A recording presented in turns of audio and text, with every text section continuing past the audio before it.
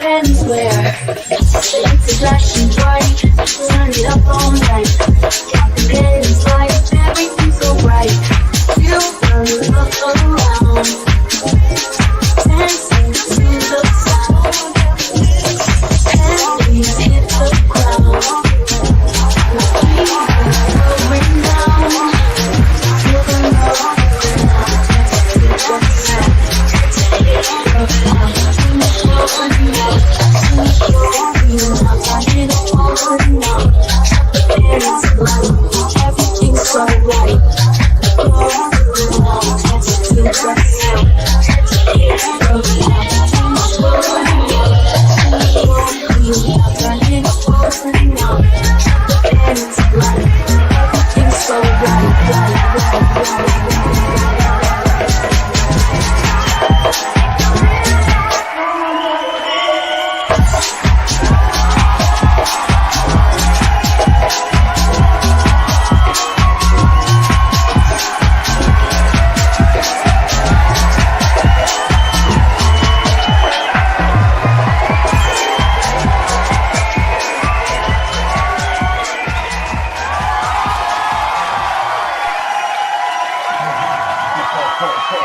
yes.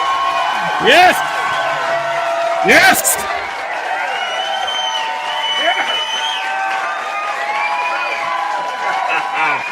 Yes.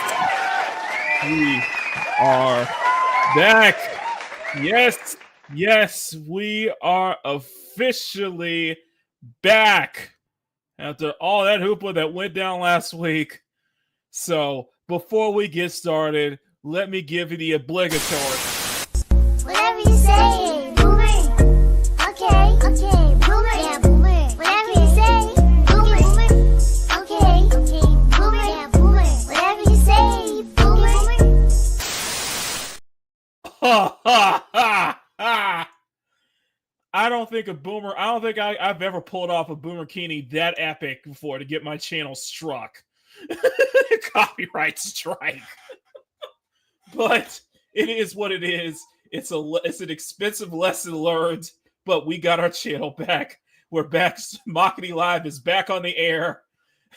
So I know you guys enjoyed your reruns of the Spanish telenovelas, but it's time to get back to business.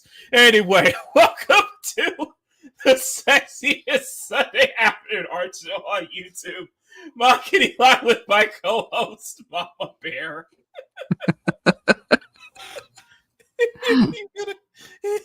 Hello, sweeties. Oh, last week was fun. Yeah, I know, right? Yeah. So, it was a sudden.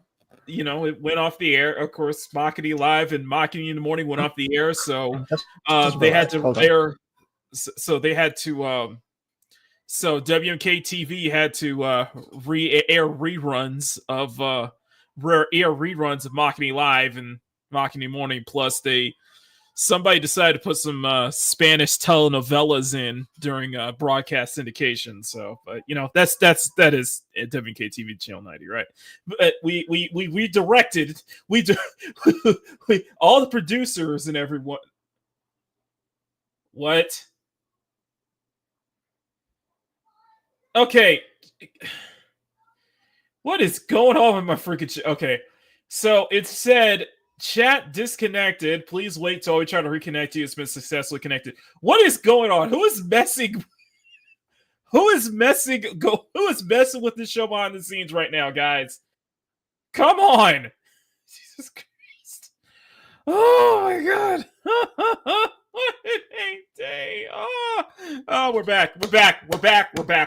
So anyway, as Mom Bear gets herself situated and everything. What happened was that we were about to go live for another episode of Makini Live last Sunday, and before the intro could play, the broadcast was immediately cut to reruns of Makini Live. Guess the reruns. Reason why was because of a last-second channel strike, a last-second copyright strike. No, not a copyright claim, a legitimate copyright strike that we got on the channel. I settled it with the copyright holder. Yes. Was I furious? Yes, I was. Was everyone on the production team furious? Yes, they were.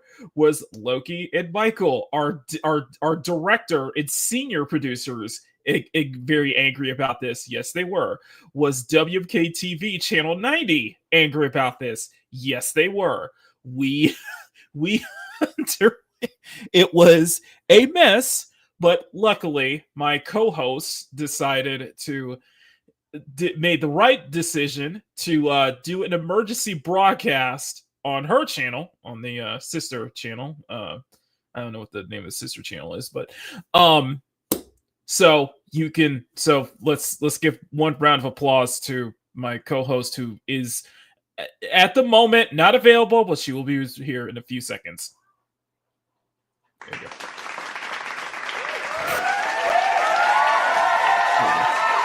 Thank you, Marvin. You deserve a round of applause.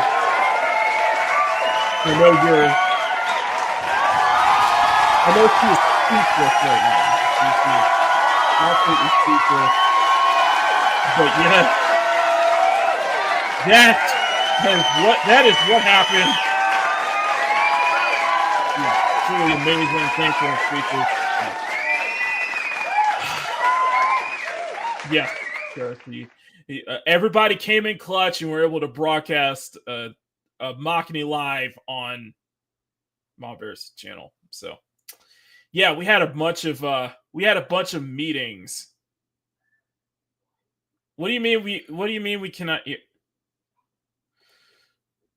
Sean,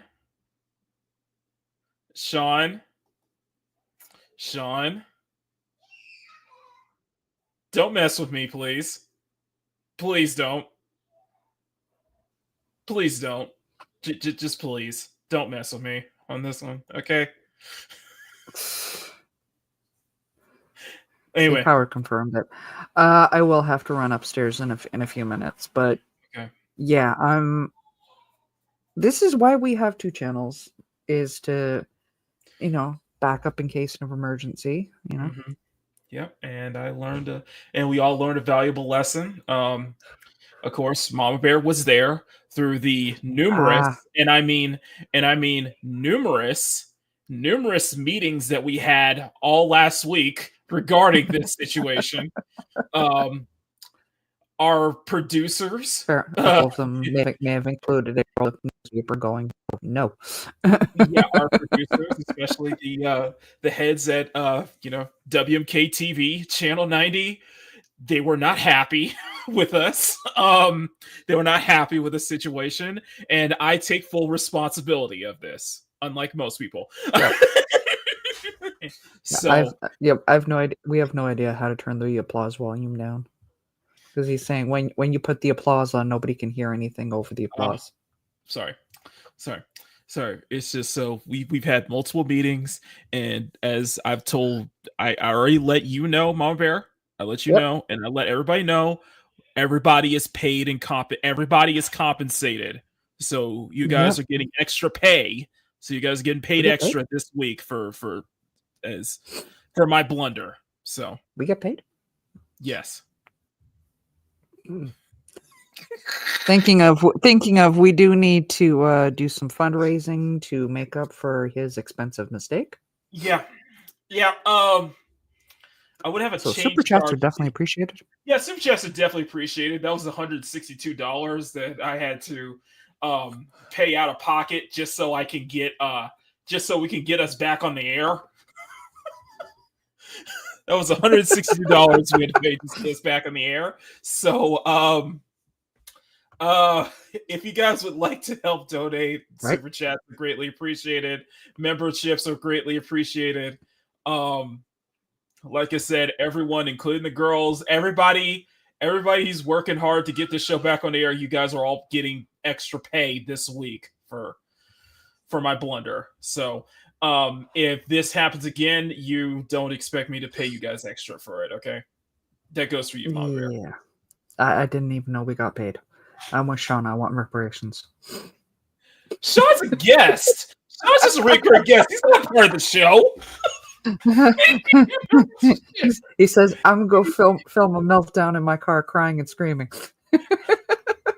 Make sure to fake it as much as possible, okay? Oh my god. I'll clip it. I do have to run upstairs. I will be back with you guys in a few.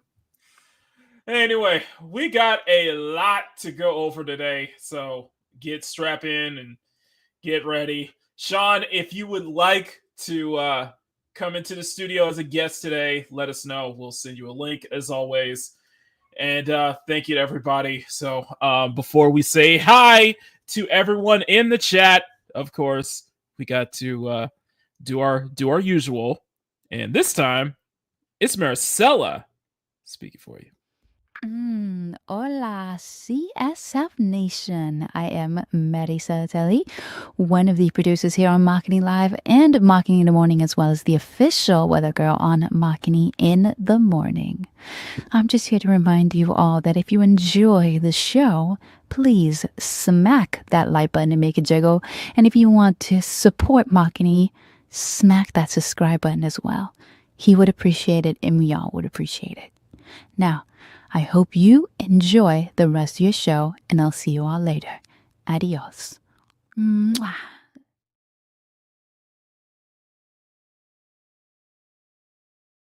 So thank you so much. I really appreciate that, and thank you so much, Squeaka, for the 10 gifted memberships. What did the actual F, Squeaka? Is this for the funds? Isn't it? Oh my good. Oh wow.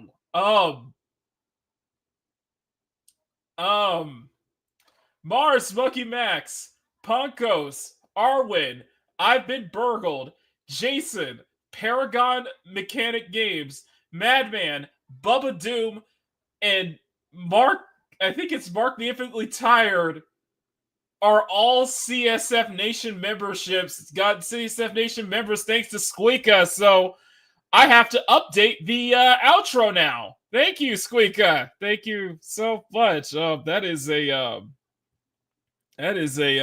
oh my god. Yeah, that is oh my god. Wow. Thank you so much, Squeaka. Yeah, I am truly amazed by that, Squeaka. Thank you. And I don't know if Squeaka heard this, but she popped into the chat. She popped into the show 2 weeks ago. She invaded the show 2 weeks ago, and she also invaded Makini in the morning as well. Yeah, saying the smack that like button, make it jiggle. Yeah, she said the line, and yeah, I had a little talk with her about that. So yeah. So thanks, Squeaka. I am not Mark the Infinitely Tired. Mark the Infinitely Totus. Shut up, Mark. Mark.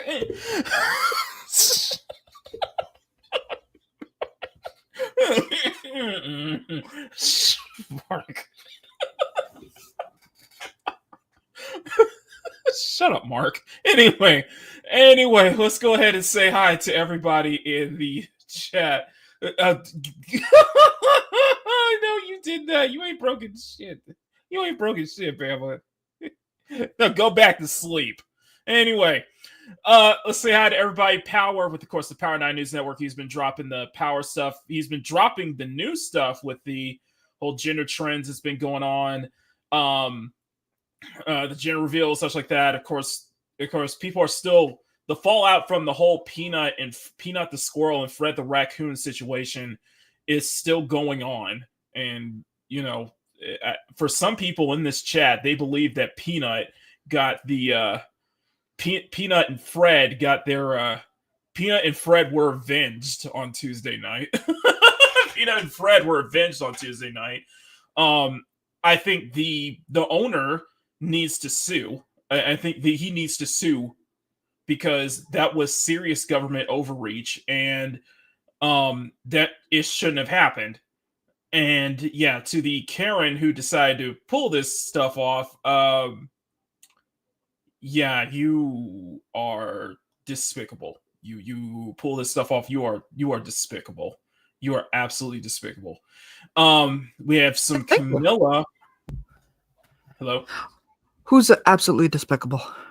The Karen who called, the Karen who made that call, and right. Yeah, the Karen who made that call and basically got Peanut and Fred euthanized and basically, sent up there. Who sent up? Who's now? They're both hanging with Harambe now, and they were avenged apparently on Tuesday. Yeah, Harambe now. Okay, with Harambe upstairs. Okay, the big zoo in the sky. Okay. Mm-hmm.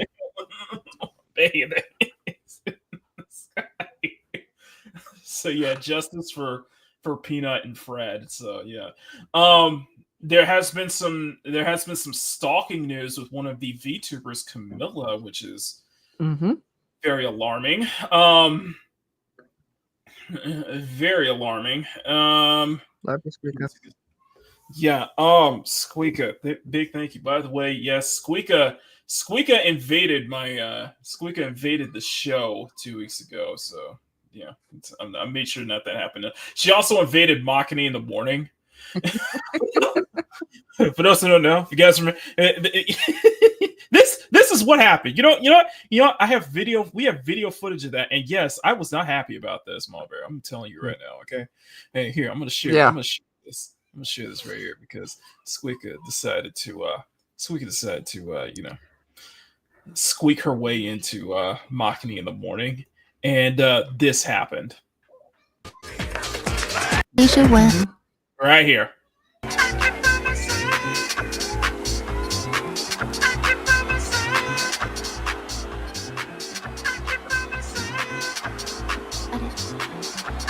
Makini in the Morning is produced by Silver Knife Productions with Makini Joss Productions in association with Shion ID Television and is distributed by CSF Motion Domestic Television Distribution.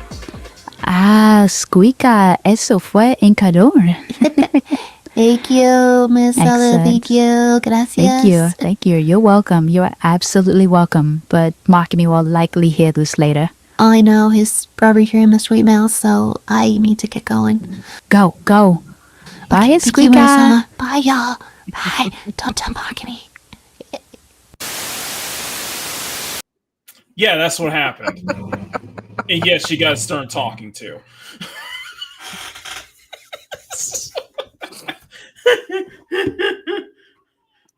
Oh, the Margot Robbie situation. What? Okay, so first off, to Margot Robbie, if you're listening to this, well, probably not, but just in case if you are listening to this somehow, or you have fans or supporters who are listening to this, congratulations on your newborn, by the way. Let me give you a round of applause. Yeah. So congratulations.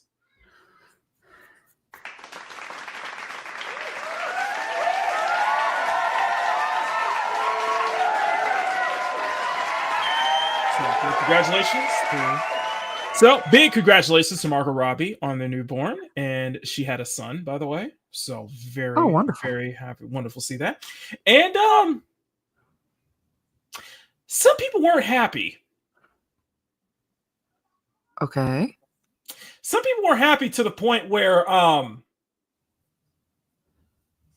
they wanted the baby to, Why? because it's a boy. Because Oh these were my Barbie God. fans. The gender reveal.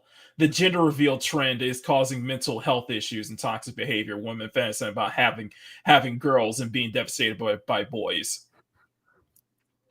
Oh my God, that Hold on, someone knocked on the door. it's actually to the point where, and this is something that's ongoing.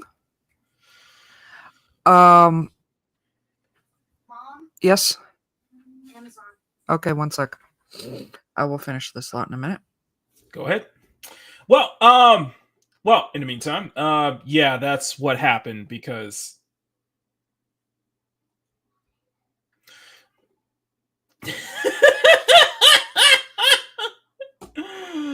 oh,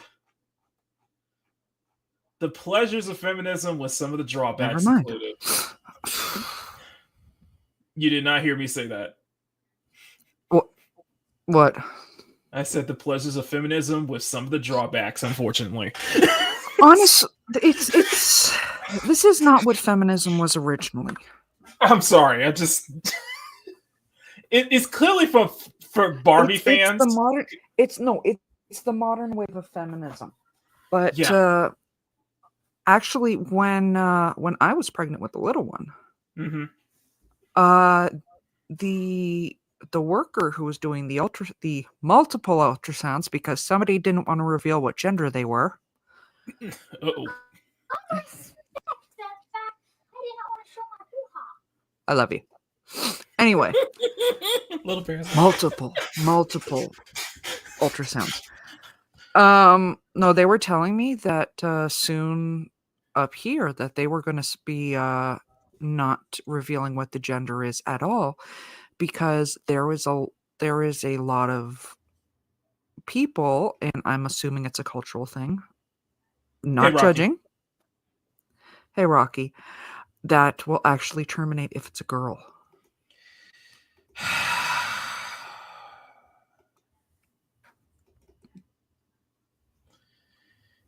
Just That's what I was told like 11 years ago.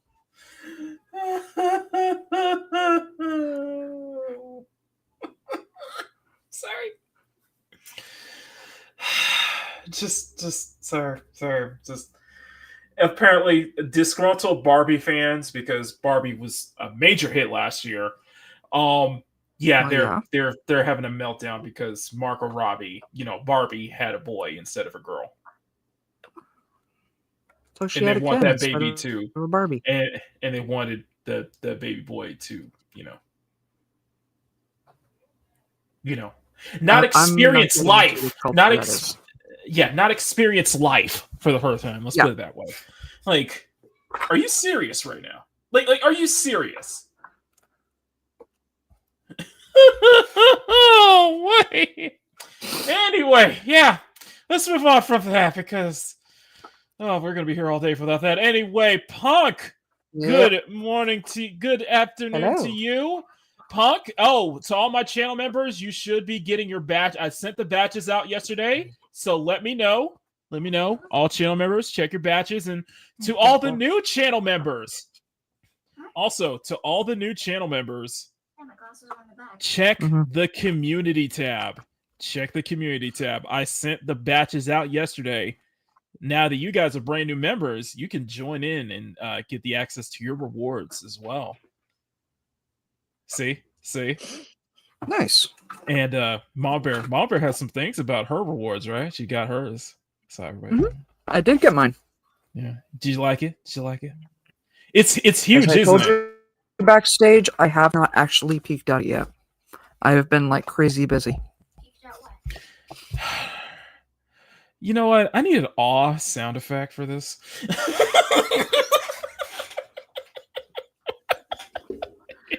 Oh. It's like, how dare you? Or at least a laugh track. No, I'm not rich. Sorry, I'm not Review Tech USA. Hang on. Anyway. Anyway, good morning, Lucky Nako. Good morning, Sean. Good morning to you, who is in the city, so he'll just be listening while working and lurking. Are you gonna shave your head in 4 years if that happens? Sean, you barely have any hair. You're just like me, bro.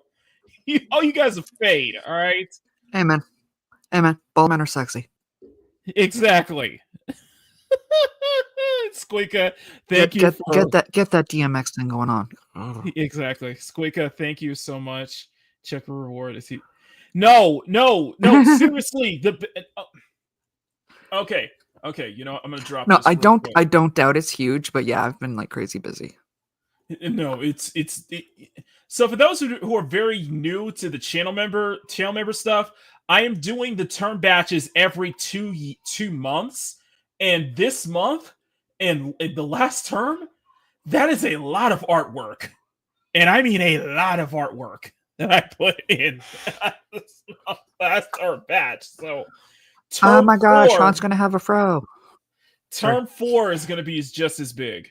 I guarantee you term 4 is going to have a lot of stuff, especially when we get to Christmas, and we do a lot of Christmas related art too. So yeah, that was term 3. Yeah, that was term 3. By the way, if to everybody who just joined the channel, check my community tab. You have access to the rewards. So you can thank Squeaka for that.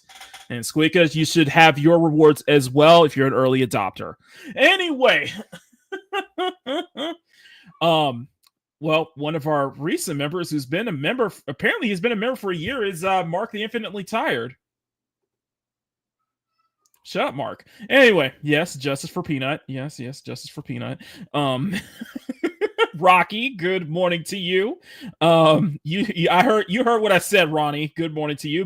Ronnie, I want to make sure you got your batches as well. I want to make sure you got yours as well. Sean, batches received. Perfect. That is great to hear. Let me know what you guys think. I would love to hear you guys' thoughts. And And for this time, I am letting you guys kind of pick what's on the canvas today. So you guys get to go through it as we are going to as we're going to go into the topics today. I'm going to start on seeing it. So most people are majority of people want another Kim Possible sketch. They want a second one. They don't want a second one. They like that first one. By the way, this is overdue. It's not a fro. I am getting back in science taper cut, leaving the top to grow, aka the F boy haircut. Okay then. Oh, you're gonna get the kid and play thing? Oh my god. This could be me. This could be me and Sean. Just kid and play. Just which one is? Yeah. Just which one is kid though? We're just gonna have the eraser hand. Figure out which one of you is taller. Somebody's gonna Photoshop that with us. Mm-hmm. It's brilliant. Oh, it's brilliant. Okay. So I got first thing I want to share. I got a couple art I want to share before we get started, because this is to make up for last week. Now, this right here. I had enough time to do my annual Dia de Muertos illustration, and I gotta say, this is probably my favorite of one so far. And like I said, this one, as I was telling Mom Bear backstage, this one really took about 3 days to do. This one really took about 3 days to do, and it's something I really do celebrate, and something I really, it's something I've been in love with the imagery. I thought I really kind of pushed it with the dim lighting as well. And yes, I did see that. Rest in peace to the Candyman himself. We'll touch on that afterwards. We'll touch on that afterwards because it's Candyman. Yeah, and it really does suck. But yes, this one didn't take as long as I thought it did, because I just went straight into it. But what are your thoughts, Mo Bear? I'm very curious to see what your thoughts on that. That's included in the batch, by the way. Mm-hmm. Probably best one so far. That's the best one so far. It's definitely up there with your Dia. I'm gonna say it wrong because I do not have that Spanish accent. Day of the Dead. It's the Day of your love him. Yes. This one was. I'm not gonna try. Really fun because I know I will say it wrong. And of course, I texted this to Maria. She was absolutely floored by it. Maki's taller than. Apparently, Sean's 5'9". So guess what? You get to be kid. So you get to be play. Maria, no, that's not Maria. That's not Maria's Laka. That's not Maria's Lakatrina. Okay. But this one was fun to apparently, do. Sean. Apparently, Maki gets the flat top because I'm 5'11", so. Why did you just make Sean taller than me? What the hell? What the hell, Sean? Sean's 5'9". That's not even the biggest revelation. That's not even the biggest revelation. You know what the biggest revelation was? You know what the biggest revelation was, Mom Bear? What's that? Dante is older than me. I know, right? I thought he was younger. Like Dante is 4 years older than me. I'm like, what the freak, Dante? You sound so younger than I do, man. Come on. On that thought, happy birthday, Dante. Happy birthday to Dante, by the way, Dante's ring at room. So yeah, he turned 30. He turned 37. Yes, he's 3 years older than me. He's older than me. What the freak, dude? Dante. So many, like, that's the weird, that's kind of the weird part of me being in this YouTube sphere and just being around the people I've been for years. I keep thinking so many people are younger than me. So many people sound younger than me. And it turns out that's not the case. It's like, Sean, watch his recent video. Yeah, watch his recent video, man. Also, big congratulations to Jay the Concept, who just broke 15,000 subscribers recently and probably on his way to 16,000. I want to hit those numbers someday. Anyway, that's upside the point. One thing I also do want to share is the Haymar and Itzy, which you guys have already seen. I did this for the Concord video that I posted last week. That got some really good traction, by the way. They got some really good traction. You guys really like the Haymar and Itzy one that I did. Those busts, like I said, the Haymar one I did in a single day. Literally, that's how slow the workday was. I am not kidding. The workday was so slow that I was able to finish it. Able to finish Haymar and Itzy. I finished it within about 2 days, 2 or so days, and that was real quick.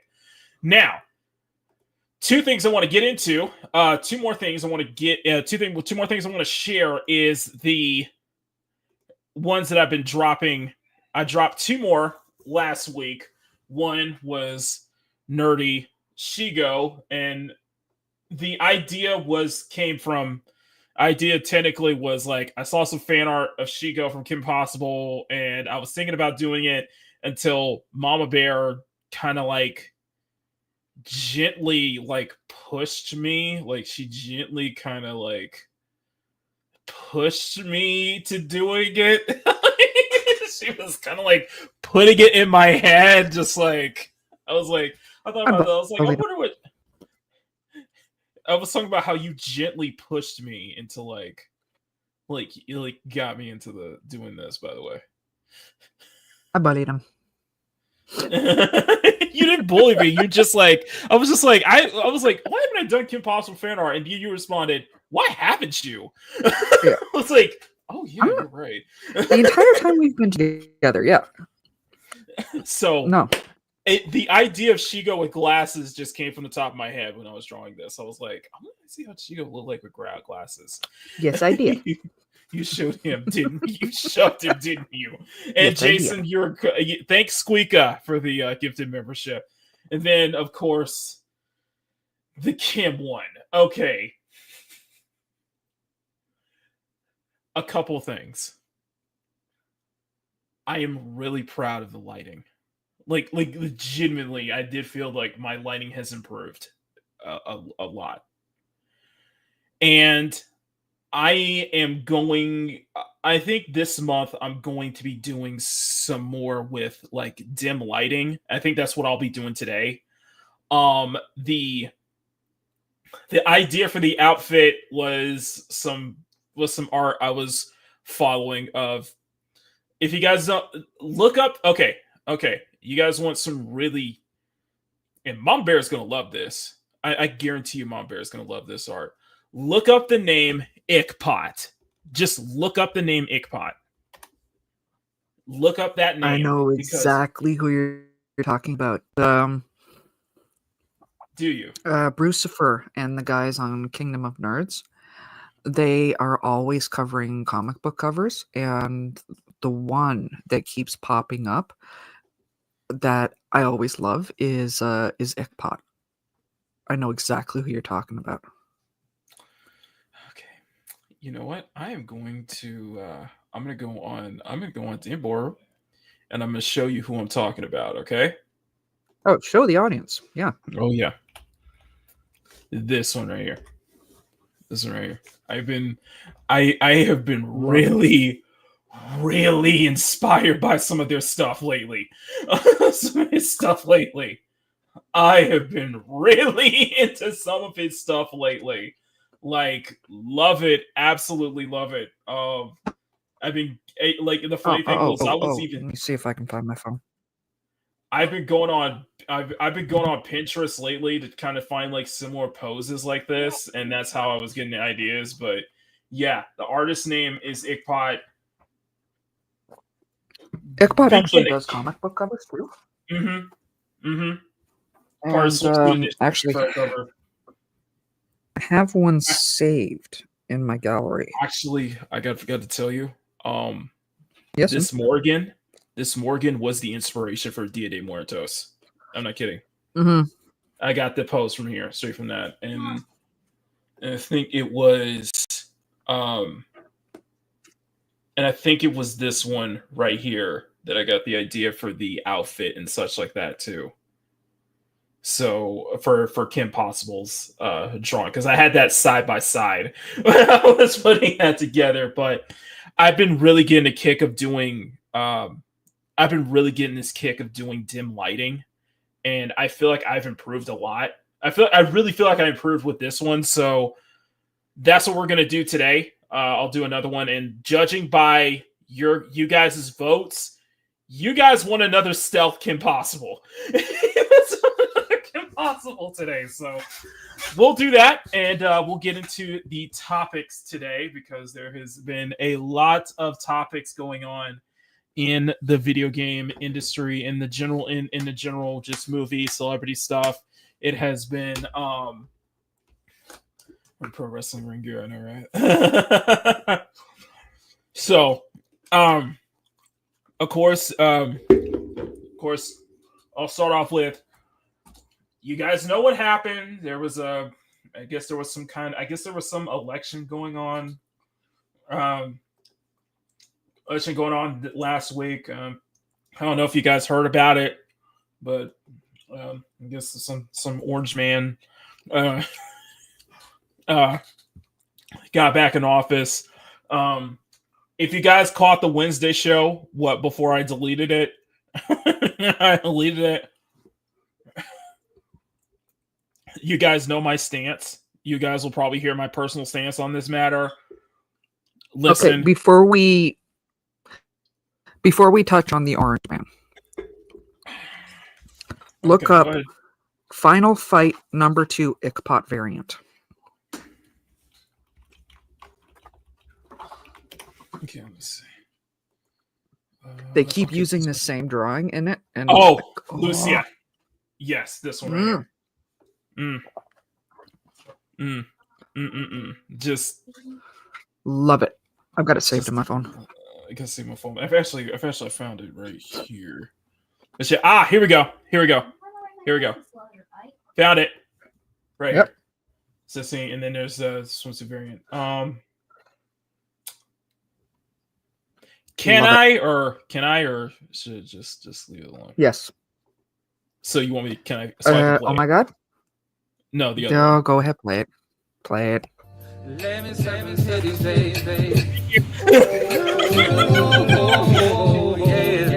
There you go. There we go. Oh my God, we gotta do some Gorgeous. Sean. He's not wrong. He's not wrong. No. Sean. Hear me out. What if next year you and me try to attempt to see if we can get our stuff in the annual Street Fighter swimsuit collection?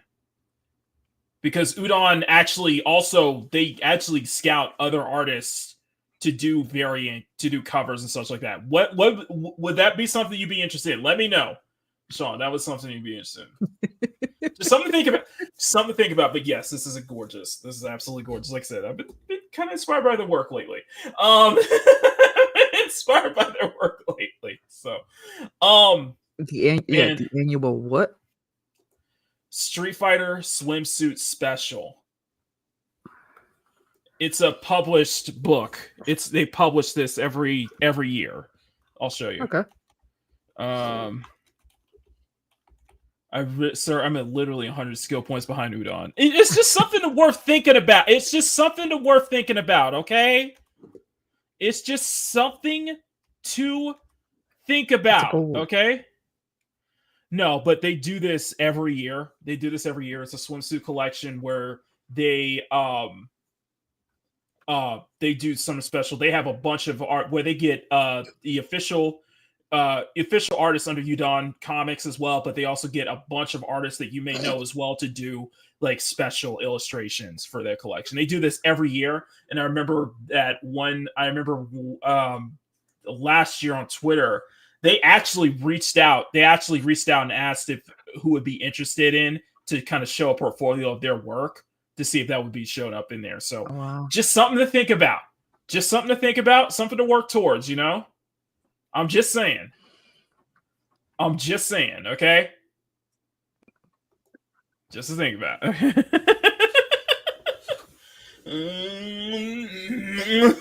That would be goals.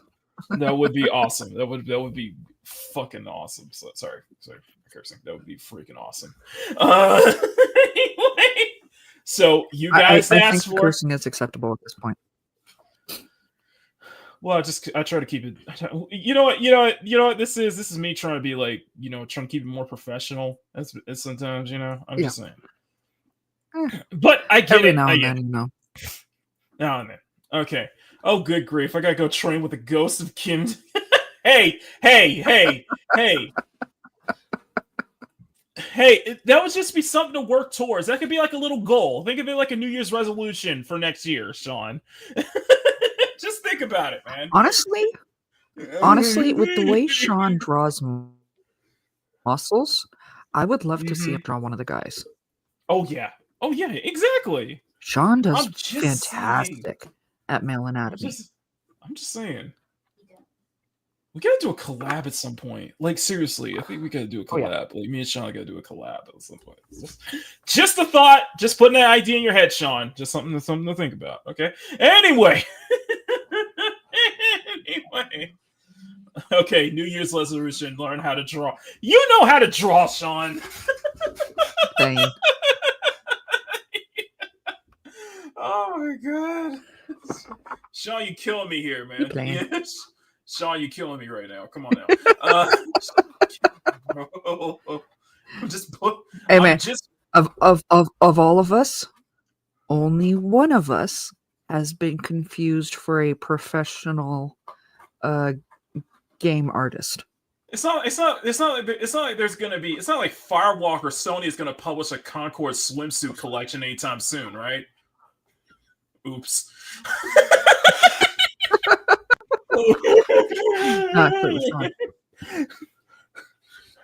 Yeah, Sean did a redraw of one of his of one of Concord's characters. What's her name? Amari? Don't start. And legit, people thought it was original concept art. Yeah, it was. That's how good it was. Okay, you got a huge shout out from Endymion, motherfucker. Okay. Yep.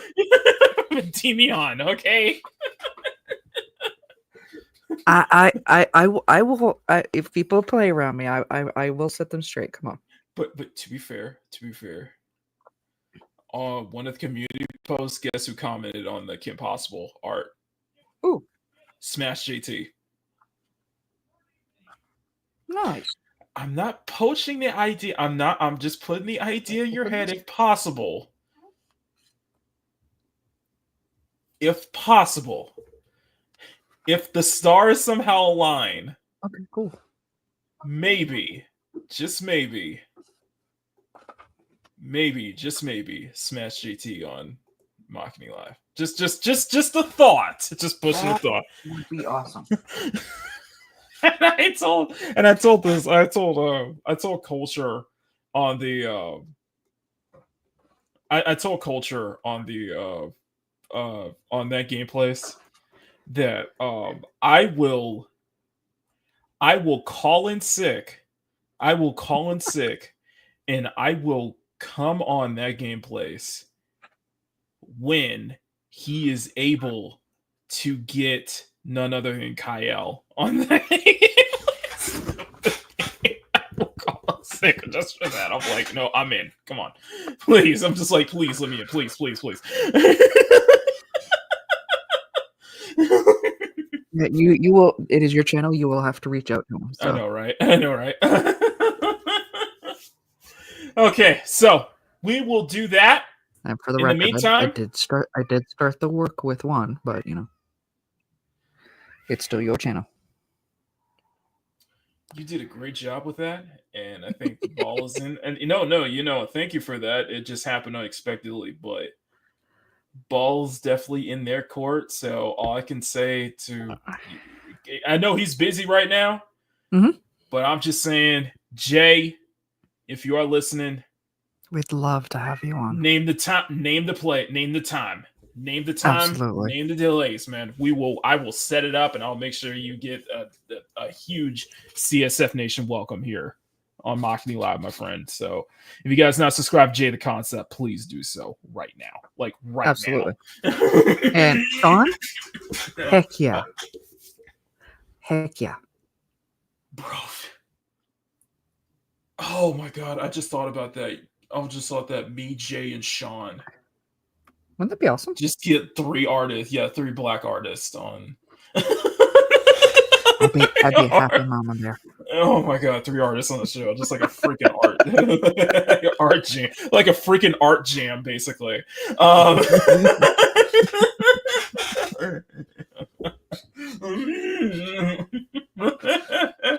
And subscribe to React and Draw. Prague 6WG. Good to see you. Okay. Hey. So we're going to start off with the meltdowns. Now, full disclaimer. Here we go.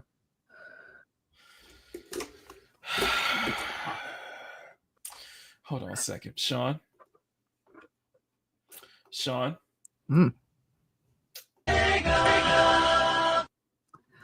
Hold on a second.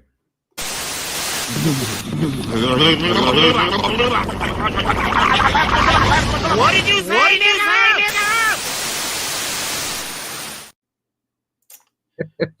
Don't ever utter those 3 letters in that order in my channel, please. I appreciate that. Please don't utter those 3 letters nor words in that. How about BAM? Black Artists Matter. Bam! Bam. D-Rhino, good to see. You got it out of the buses, Sean.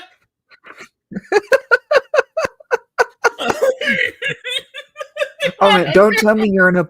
Do not tell me you're in a public place trying to keep solemn, because that is 100% a great way of making me really want to like make you break and laugh. I know, right?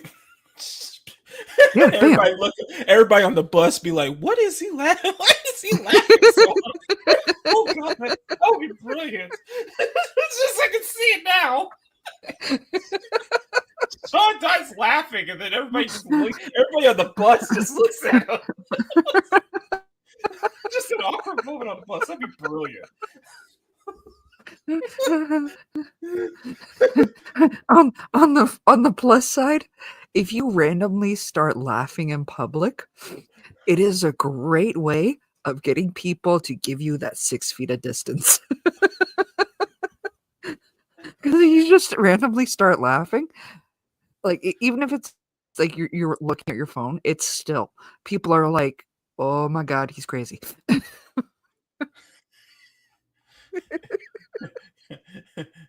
One thing you don't know about Sean is that he's always been crazy. Anyway. Oh yeah. Anyway. See, I'm doing you a favor. I'm trying to give you a private space. Anyway. That way you don't need to know how much change is in somebody's pocket next to you. See, now you got me thinking about the bus fare. What would be the bus fare for that too? Anyway. Right? Anyway. That's a crowded bus when you can tell the change of the pocket, how much change in the pockets of the people around you. Anyway, we got to get started. So I'm going to, the way we're going to do this, the way I'm going to do this is I'm going to start drawing and we're going to bring this up. And of course, I'll have Mom Bear with me here if she's to be able to kind of, bring up if she wants to kind of talk about some of the topics as well. Just let me know if that's something she wants to kind of step in and do the reading for. But I'm going to be the attempting the reading and drawing portion. I just don't think it's going to be that well, but before we get into the meltdowns, there are people that have actually talked about self-deletion, and if you are actually contemplating that, reach out to AFSP. There's a number of helplines. I've even shared some on my community tab. Mom Bear is also a mod. If you guys want to bring If you guys want to bring up those health lines, feel free to put them in the chat.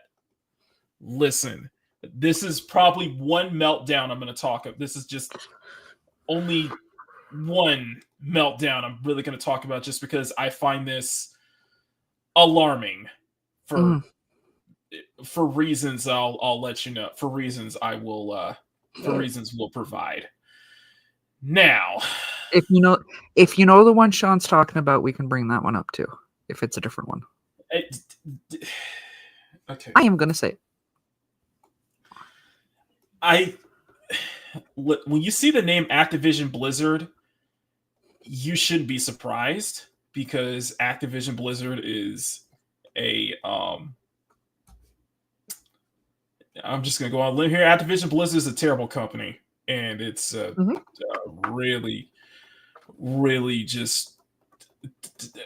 I don't know. I just don't know. It's just there's been so much going on with that company over the years that we've covered it, we've documented it. It's just absolute insanity. But this is coming from Smash JT. Chaos breaks at Activision Blizzard's offices after the Orange Man was selected. Orange Man was made into office. Now, me and Mom Bear were talking about this. Me and Mom Bear were talking about some of the downs here, and I have said before that with this particular meltdown is unforgivable. Here, how you put on this is unforgivable, okay? So, Mama Bear, are you ready? Let me go full screen. Oh no, I'm gonna read this. I just want you to just get a. Okay. Yeah. Read it out then. Are you ready? All right. Okay. So this is from Smash GT, one, the only Smash GT. Subscribe to Smash GT and check out his website, Smash GT, for the full articles, because he does what journalists should be doing. Actually being journalists. He has more journalistic integrity than most journalists here. So, in the wake of the Orange Man's recent election victory, reports have surfaced on Twitter/X that paint a scary picture of Blizzard's internal environment. The leaks reveal a company workforce gripped by insane emotional interactions and extremely concerning discussions, showcasing just how mentally unstable some of these employees truly are, that are raising some critical questions about the hiring practices of some with the company, with many pointing fingers at the leadership, especially President Rob Kosich in the HR department, for cultivating an unstable workforce. As Grums aptly put in his recent tweets alongside the image below, here is what we're seeing. More Slack leaks from Activision Blizzard. Dev contemplate pew-pew violence. Let's say that way. Pew-pew violence. Other devs will see the benefit of armed self-defense. They are losing it. It's an insider. This is from an insider that is connected with Grums, that reached out to Grums about this. A leaked screenshot from the internal company Slack at Activision Blizzard depicts employees casually grappling with their unhinged emotions and sharing increasingly concerning thoughts. Here are some of the messages, and should we put like a warning here, just like a viewer discretion is advised? Like, probably. Just warning, guys. This is definitely, if you got kids listening, if you're watching Makini, if you're watching the Sexy Sunday Afternoon Art Show on YouTube with the young ones, you may want to take them out of the room for this one. Well, to be fair, this is the Sexy Sunday Afternoon Art Show on YouTube, so you should be watching this in the first place. They should be watching this in the first place, but yeah. but That's you what know, I keep telling her. And hey, Grumpy. but you've been warned. That's all I'm gonna say. You've been warned. Okay, you've been warned. All right, let me go ahead and set record time lapse. Here are some of the messages that came to light from it. It must be working on redacted. It must be working on redacted name, making me more violent. But I have never been more tempted to buy a pew pew. Mm-hmm. Arm the left. Arm all armed minority. After all, an armed minority is harder to oppress.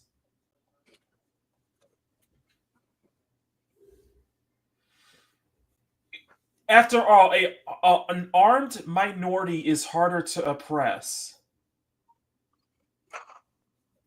Mm-hmm. Excuse me, what? It oh, oh, um, where do I begin? So I did say that my biggest fear of the whole turnout of the election was that we're going to have another summer of love at some point, and thankfully that didn't happen. Although the meltdowns are rich, but to say My that fear was you a need civil war. to, this still might happen. But I'm still not. Yeah, I'm still not ruling it out. Yeah, I'm still not ruling. I don't think a lot of us are ruling it out. I think I hate to say it, but the Beanie Man might have a point. Beanie Man might have a point. Mm-hmm. But an armed minority is harder to oppress. You're just making things worse. That's just going to make things worse if you go this route. I'm just saying. You. This is really on a fast track to say. This is alarming to say the least. I'm serious. This is alarming to say the least. This isn't funny. Like, this is what you're going to resort to, especially after the incidents what we've been seeing for the past year or so. And yes, I am bringing up that incident in Nashville. Just saying. You can bring up a number of events. I'm going to bring another At this point, like they actually had a travel warning for America for a while there. Mm-hmm. I don't know if it's still active. Mm-hmm. Wrap your head around that one. Yep. Like I said. Yeah. If you can afford it, get life insurance. No one fights harder than the insurance companies, and if more minorities get them, it will be harder for hate crime to be swept under the rug. What? I love how these things Excuse me, a lot what? of them don't have it already. Excuse me, what?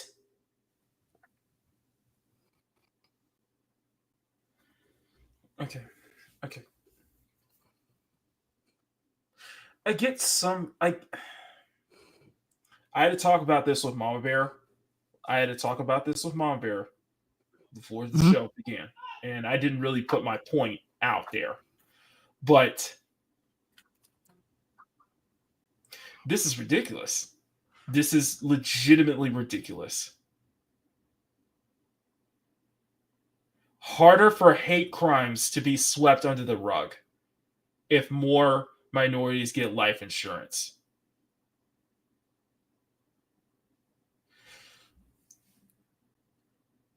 Do you really think there's going to be a spike in hate crimes because of this? I'm legitimately asking. I'm not being funny. I'm being legitimately honest. Do you really think there's going to be a spike in hate crimes because of this? I'm Honestly, it wouldn't surprise me. It really wouldn't surprise me. I've been saying it for a while now. I really believe your country is on the brink of a civil war, but it's not going to be North versus South this time. Yeah, it's going to be one political party versus another. It's going to be one ideology versus another. It's going to be one. Yeah. No. Fuck. When people stop drawing lines, and I'm sorry if this is going to come across wrong in some way, when people need to stop drawing lines, in society of color, black or white, red versus blue. You're all the same. You're all American citizens. Y'all should have the wants, the hopes. At the end of the day, you all want a safe environment. Mm-hmm. I mean, God, I hope so. I have said That's when you need help. This sparks more divide, but this is alarming. Coming from game This is coming from game developers. This is coming from game developers at Activision Blizzard, who was already having to deal with a huge controversial lawsuit. If anybody remember what happened 3 years ago with those sexual harassment allegations. Yep. With the essay allegations, to the point where it was confirmed that a female developer actually game-inned herself. Mm-hmm. Activision was in a brink of a huge lawsuit about that. So this is very alarming. The conversation in particular reveals a workforce that is not only deeply affected by political developments, but one that seems to be on the brink of serious personal and interpersonal crisis. The fact that this kind of dialogue is occurring within the corporate space of a major gaming company is troubling, let alone revealing, as it is revealing. Well, if it isn't the consequences of their own actions. After Activision Blizzard's decision to prioritize certain hiring criteria over genuine competence has backfired, the company's hired individuals who are unable to separate their personal political struggles from their personal responsibilities. The leaked message indicates that some of the employees are contemplating involving pew-pews and violence on a work Slack channel, no less. Shocking development that would raise serious alarms about their stability. Hey, FBI, are you paying attention? The fact that this is on a personal Slack, the fact that this is on a professional account, the fact that this is on a professional Slack channel, I'm dead serious. The fact that this is on a professional Slack channel is very alarming. The fact that this is in a work, and you're putting this in a work environment. Yep. If this was, I'm being serious with you, Malbear. I know you are. If this was my job, or something like that, you did this on Microsoft Teams, you would be written up. Not only would you be written up, you'd be fired right on the spot, and you probably have the police called on you. Yep. This is not how. This is on their work channel, yes. Mm-hmm. I can't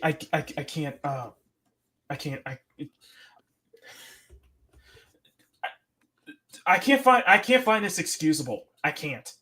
I genuinely can't find this excusable whatsoever. I am like, we have 4 political parties up here.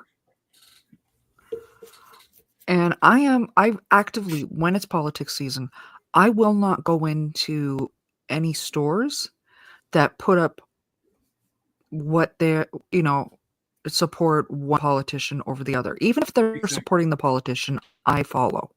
Exactly. I will not do that, because I'm sorry, even in a small store, unless it's like a mom and pop store, there is a lot of people who work there. And you cannot guarantee that everyone that works there follows the same belief. So for that to be done on a work channel, that is highly inappropriate.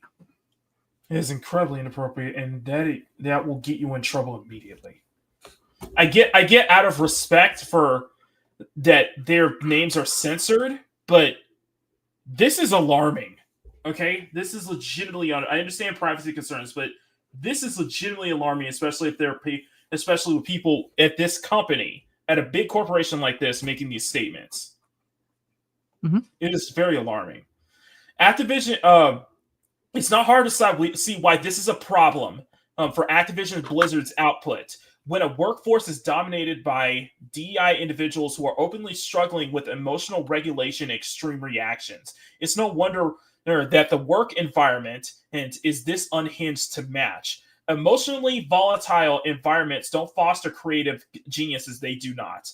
They stifle it under the weight of internal conflict and instability, the pressure that they have been feeling for some time now. That has been a thing, and that has been a thing I would probably say everywhere. That having this, I would say having this, like I said, like I brought up, toxic positivity, it stifles creativity. It truly stifles any form of creativity going on. And having a toxic work environment really does stifle creativity, especially when you're having your own employees making statements like this on a work Slack channel. Good afternoon, heretical nerd. Yep. And Hey, heretical nerd. and I agree, and I agree for a call of accountability, because this has come from John F. Trent, who used to be former senior editor at that part place. He now is at Fandom Pulse, editor at Fandom Pulse. Rob Kostic and the entire HR department of this company should be immediately fired. They are to blame for this. And I agree. I totally agree, because to have, you should be this should have been reported to HR immediately, and the HR should be addressing this immediately. Should have addressed this situation immediately. This is unacceptable. This is truly unacceptable behavior, and I agree. Y'all, whoever is involved with this, you do need to lose your job. I'm going to say that right now. Absolutely. I know it's all this sympathetic. It was like, oh, we don't celebrate people getting fired, but no, for this situation right here, it's going to be lead to a danger. This may end up in a dangerous situation going on. There needs to be some serious accountability here. Their hiring practices, driven by ideological DI alignment rather than a balanced assessment of mental and professional fitness, has of course now led to an environment where employees are more focused on external political events than their roles in creating quality great games. And this right here is, thank you so much for putting this up. Thank you so much for putting this up here, Smash. So this right here, of course, Crash Bandicoot. I'm going to read this here. Why we track representation and inclusion data. To create a global workforce and foster a sense of belonging, we prioritize our understanding of diversity. This ensures companies reflect global gaming community and enabling our games to reach a wider audience. Representation and inclusive data.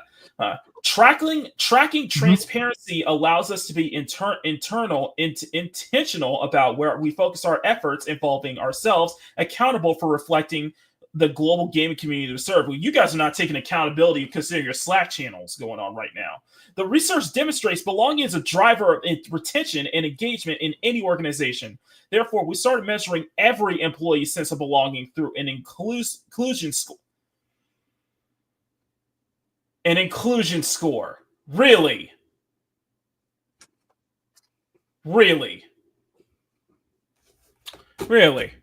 Yep. Hold on. Let me find a proper response for this. What? Yeah, That works. an inclusion score. A quantitative measure to an extent which employees feel welcome, valued, and included within the organization.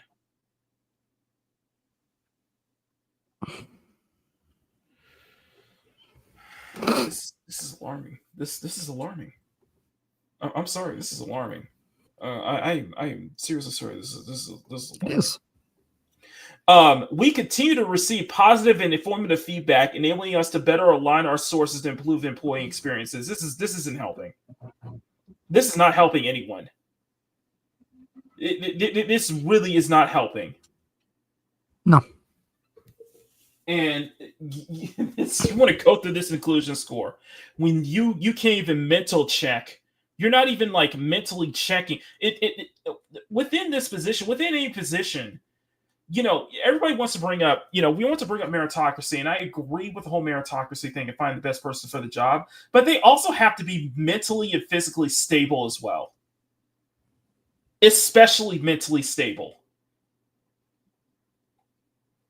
So if you're hiring people who are this unhinged to make statements like this, to have meltdowns like this because the person that they voted for didn't get into office, or just because they didn't agree with, or this, that, or the third, don't you think that's a safety risk? Don't you think that's a safety risk? Don't you think that's going to be a risk of other employees? Mm-hmm. That's a major health and safety risk right there. Because the well-being of other employees is going to be a problem if something like this is the case. And considering the issues that's been going on with Activision Blizzard already, this is a problem. This is already a serious problem. If Cottage and the HR leadership prioritize stability, competence, and emotional resilience, I got it right. I got it right.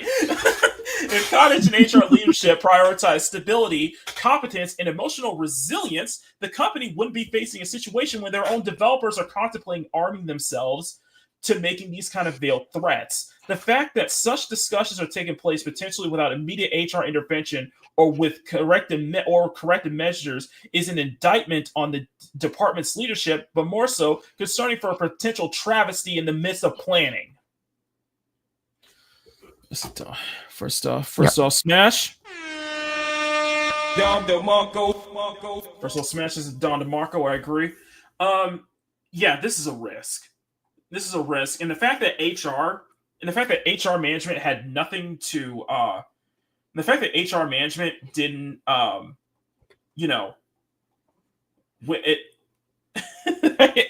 didn't, actually intervene in this is a problem, is a serious problem. Mm-hmm.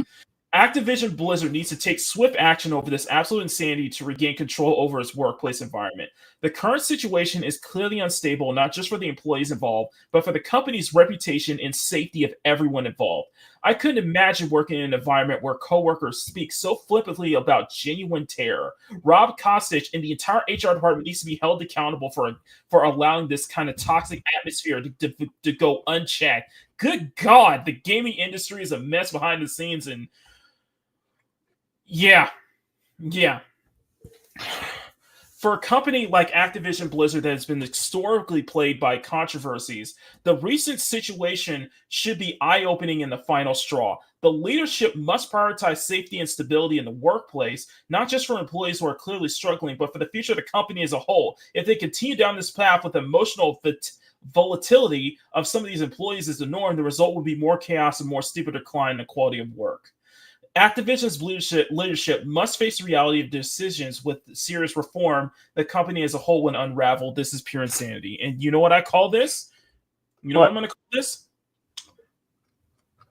What's the thing we do? What was it? What's the thing where it's like everybody participation. This is participation culture. I'm serious. This is legit participation trophy results of that. I know Mom Bear may disagree with me on that one, but yeah, this is serious. I do this to see this is almost a result of the whole participation trophy culture going on. Because you're not viably checking the people you're hiring. You're not trying checking the mental state of people that you're hiring that have these ideologies and such like that. This is what was going on with the whole toxic positivity a couple of weeks ago. Like, this kind of ish will happen. Like this kind of ish will happen. And now with this going on, don't you think some people are probably going to be worried about a potential incident happening? I'm just saying, if that's the case, then all right, go ahead. I got nothing. Yeah, nothing. I got nothing. A workplace should be a comfortable environment for everyone, and this is clear. This does not encourage a comfortable environment for everyone. You have to accept that the people working next to you, some of them are going to be Trump supporters, some of them are going to be Kamala supporters, and that is what it is. It is what it is. But to put a statement out like this on the company website and to let it go unchecked, there needs to be investigations all around. Why was this allowed to go unchecked? I agree. This is insanity. This is pure insanity, and this is just a microcosm of just this industry as a whole. To be honest with you, it's just all this is a microcosm because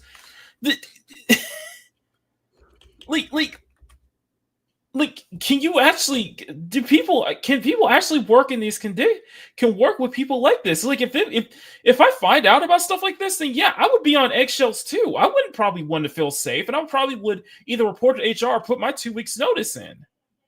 But then again, it's probably a situation where they probably can't because it pays the bills for them and such like that. It's just this is insanity.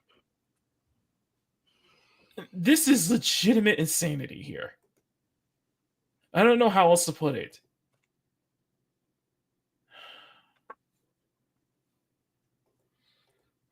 And on the company's, and I agree with Sean, on the company's digital footprint, company's digital footprint as well is messed up. Extremism on both sides leads to chaos. And this right here, what Power's saying, is I agree 1,000%. I agree 1,000%. Because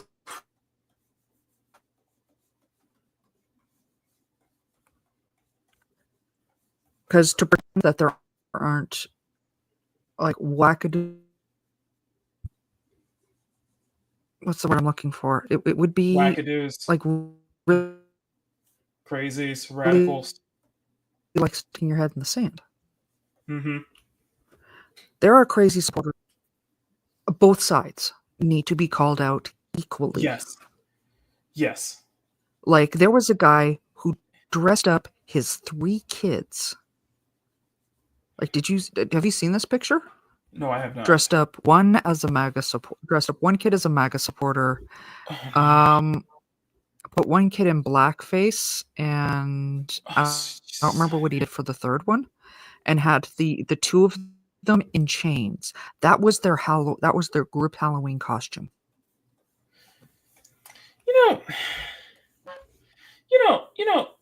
Every time with Halloween, there's always this list of things that you're not allowed to dress for Halloween, and my always rebuttal is let people dress they want to dress. But that's making a good case for that. I'm just saying. Yeah. Like, are you for real? There was a guy, and Leon of the New Geeks, he called him out. I and absolutely support Leon for doing this. Mm-hmm. This guy, MAGA supporter, he was absolutely celebrating the day after, saying that we're going to completely take away women's rights. You're never going to control your own body. And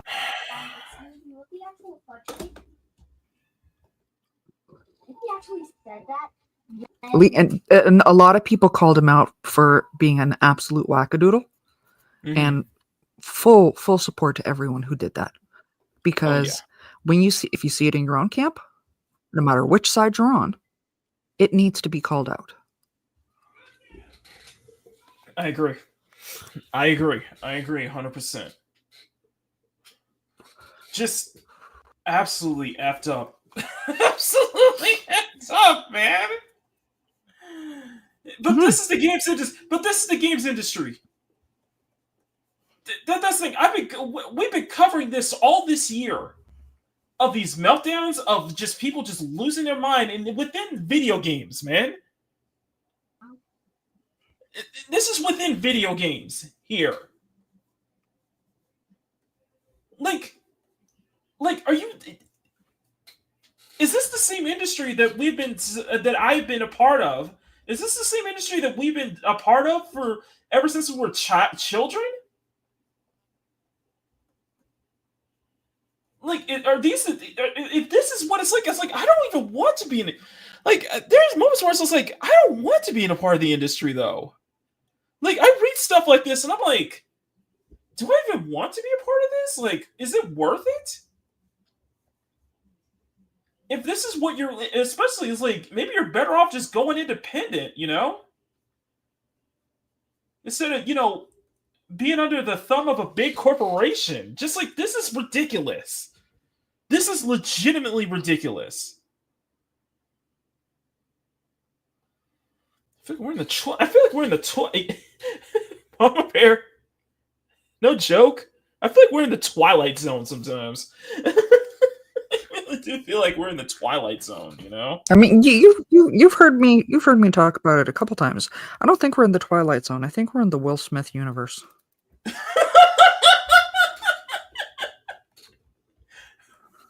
I mean, look at everything that's happened.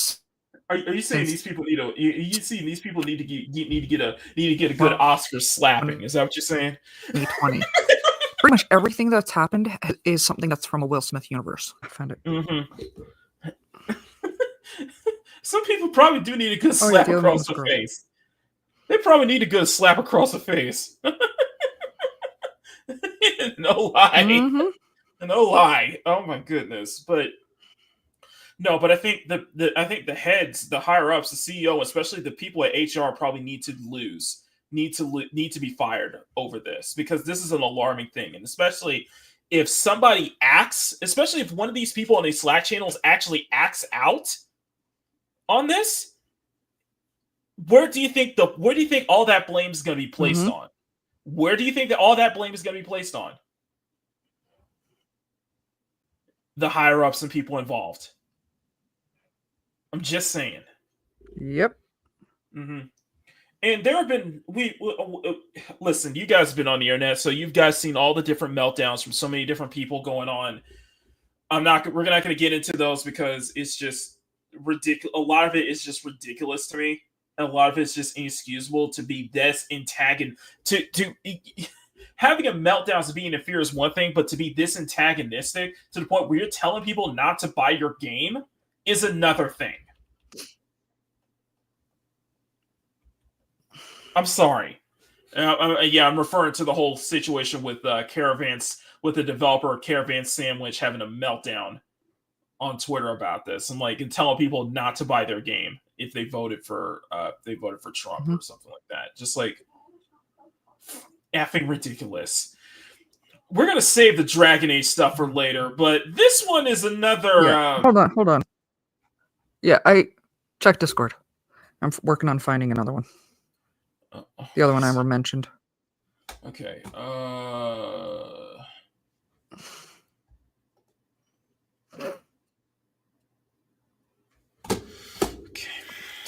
Okay. All right. Okay. All right. Okay. Okay. Where is? Let me find my clips here.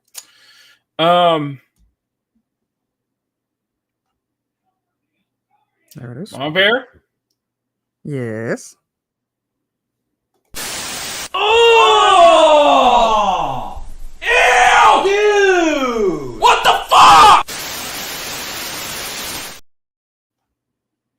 What the actual fudge? Right. What the actual fudge pudding am I looking at? Those are all his kids.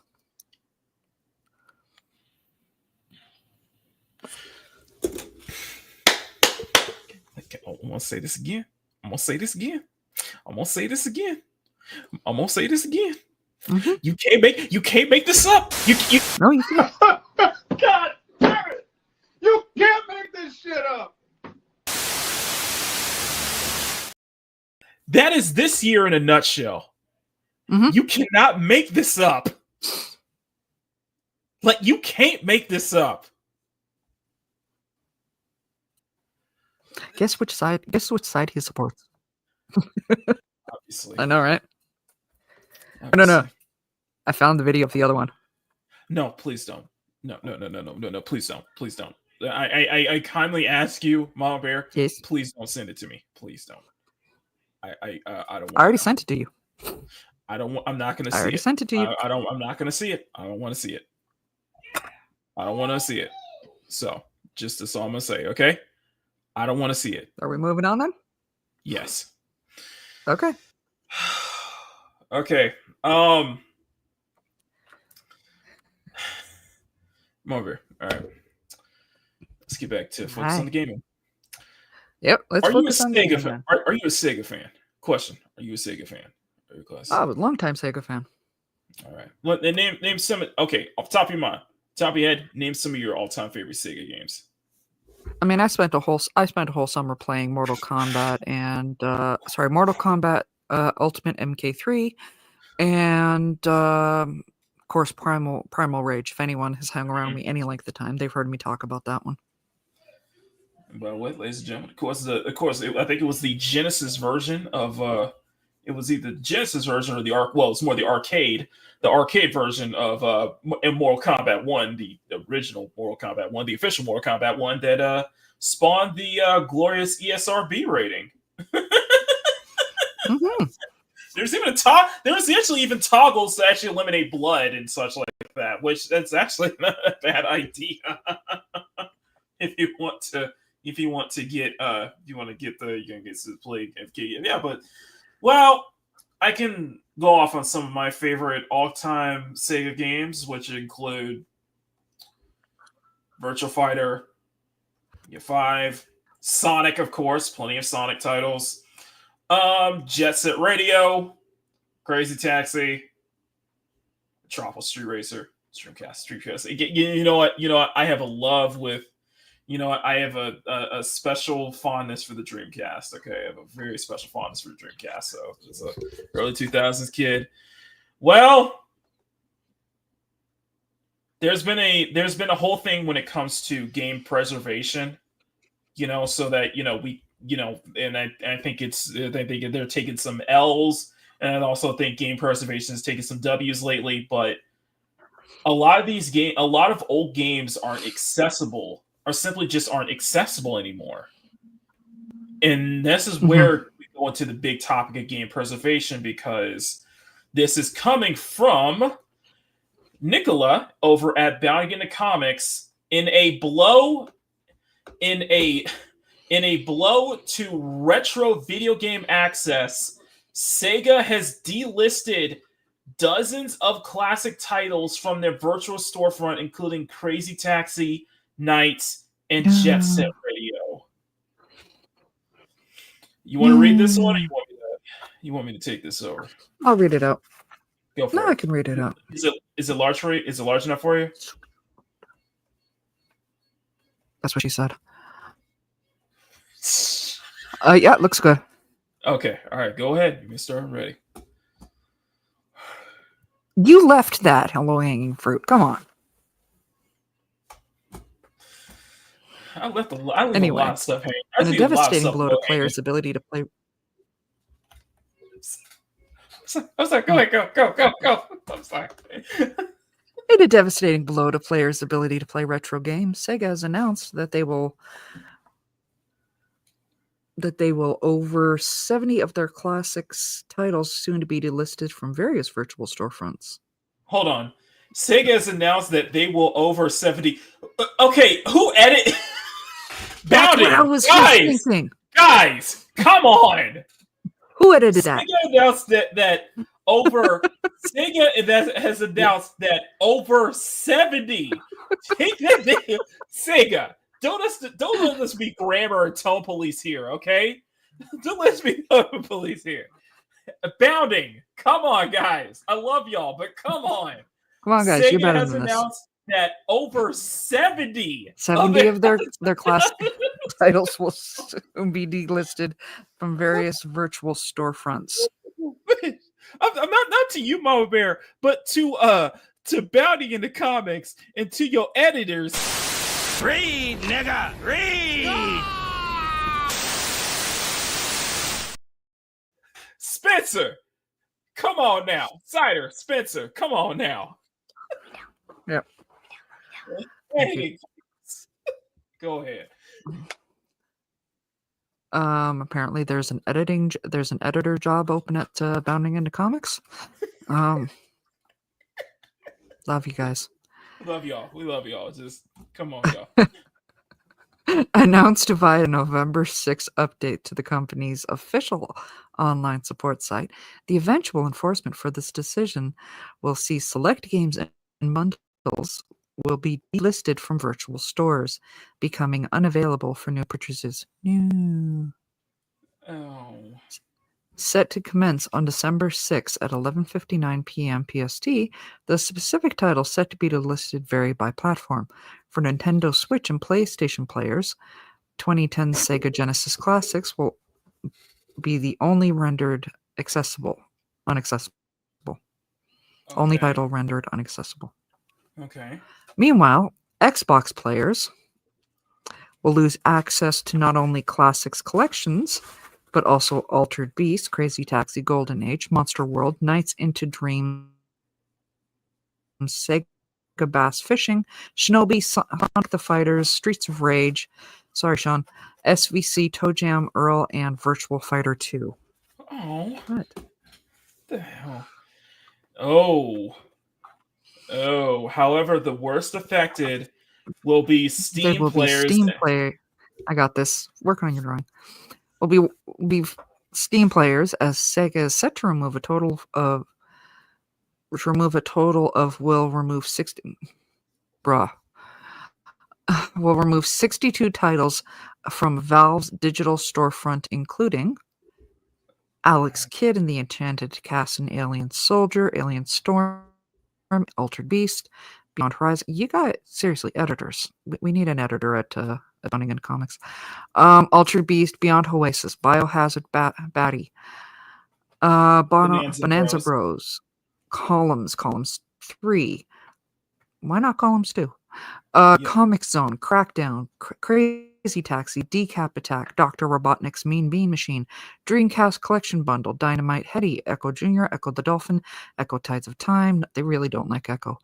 S-Way, Under Siege, Eternal Champions, Fatal Labyrinth, Flicky, Galaxy Force 2, Gain Ground, Golden X 2, Golden X 3. Again, don't like the Golden X. Gunstar Heroes, Jet Set Radio, and I'm at the bottom of the page. Shit. Yeah, there's a lot of classics. Yeah. It's just going. There's a lot of classics here. And yeah, you do realize where there's a bigger push on video game emulation, right? And even they're trying to crack down on emulation. But it's like, guys, it's a thing called preservation, you know, Sega. You should be like, if this was Nintendo, like, yeah, not surprisingly, but come on now, Sega. Like, there's a lot of really great ones here. Of course, I know we probably have plenty of Golden Axe fans in our chat right now. Echo the Dolphins, of course, Comic Zone. A lot of these are old Genesis titles too. And Galaxy Force. The big one that hits me personally is because Jet Set Radio, which, to be fair, I do have the re-release on PS3. On my PS3, I have the full re-release, so I can still play it at any time. But that just means I'm going to have to get the OG Jet Set Radio on Steam before it gets delisted.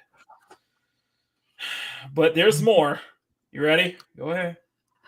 Okay. Yep. Right about there's good. All right, go for it. Kid Chameleon, Landstalker, The Treasures of King Noble, Light Crusader, Mega Drive, and the Genesis Classic Bundle, Nights into Dreams, Phantasy Star 2, Phantasy Star 3, Generations of Doom, Phantasy Star 4, End of the Millennium. Apparently, Phantasy Star you can still play.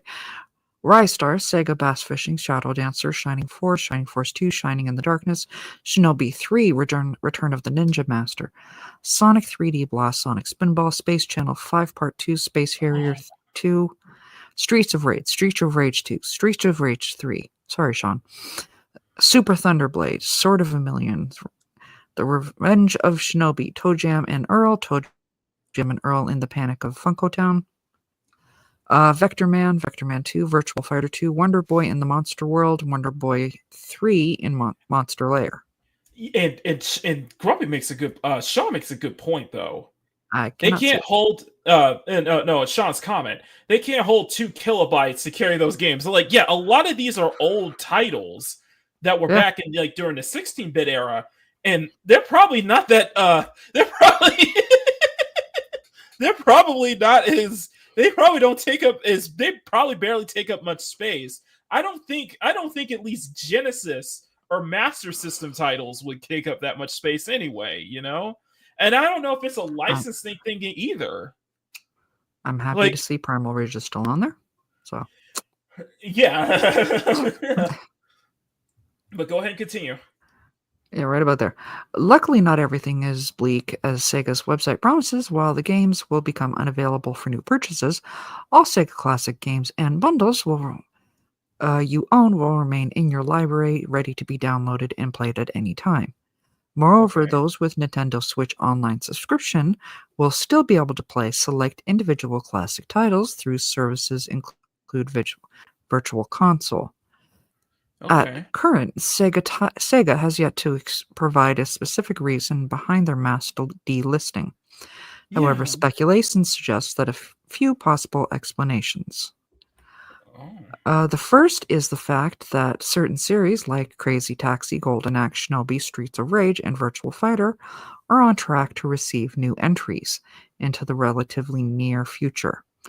As such, it's possible that a misguided Sega may want to clean up their digital offerings in order to avoid confusion between old and new games. Furthermore, there is also a chance that Sega may be preparing a new collection for these games and want new players to be presented with that as the main option for to play their classics instead of individual releases or the decade-and-a-half-old Sega Classics collection. End of the page. So let's show of hands here. I want a show of hands. Okay. So, Mom Bear, what do you think of those 3 options that you just read? What do you think might be the most possible option? I think the most likely is that they are going to be refurbishing or whatever the games and putting them out as new, like for the new systems, because they do that often, right? Making it so you can actually, have a game, have a game in your hand to put in the Switch or whatever. So you're possibly opting that it's likely they're kind of going to bundle everything into a huge collection. Yeah. Okay. I'm kind of leaning towards that as a possibility. Chat for a second. Yeah, I'm kind of leaning towards that. Is that it might be just because they want to put this in a new collection, but I wouldn't see like anything like avoiding confusion though, because if you guys did not, because they are releasing new titles. There's already leaks of that the next Virtual Fighter is in development, and which I think that's a good thing because I think we need, because I think 3D fighters need to. 3D fighters definitely need to come back since Tekken's been the only 3D fighter in town, and Tekken needs some competition.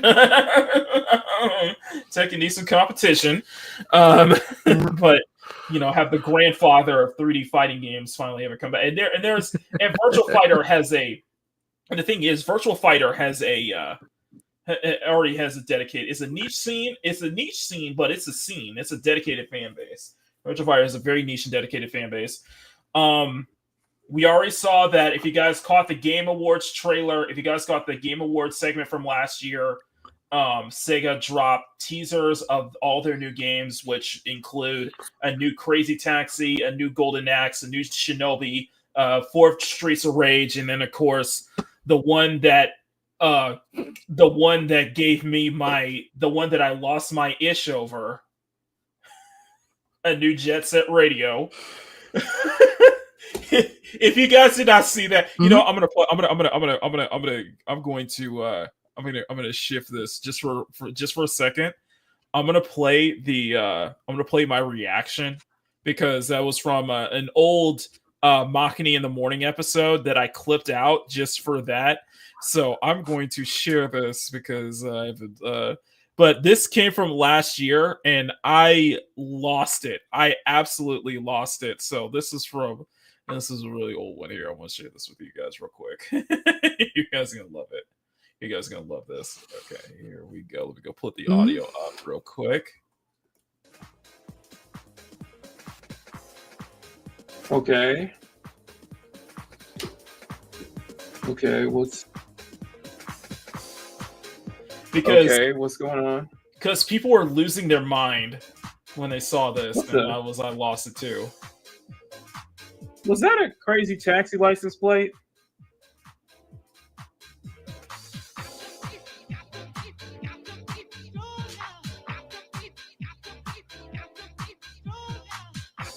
What the heck is going on?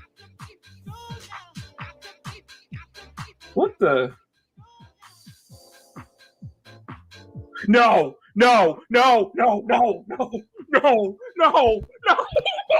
Is there supposed to be sound with this? Yes. Do you guys not hear sound? Is there not sound? Okay, I hear you reacting. Yeah. I hear you reacting. Oh, the audio. Yeah, there was no sound. I accidentally forgot to include the sound on this. No, but okay. The moment I saw this, I lost it. What the? No. This is old. I lost it. No.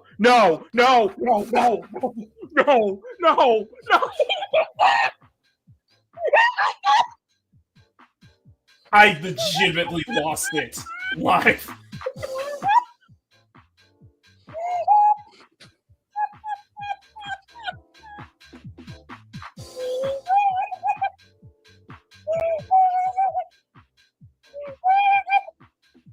I am so worried, though. I am so worried, but this was my legitimate reaction. I'm serious.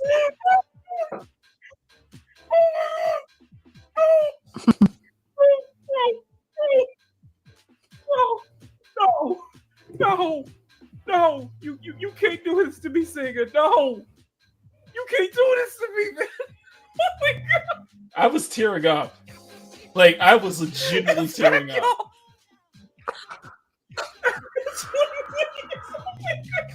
After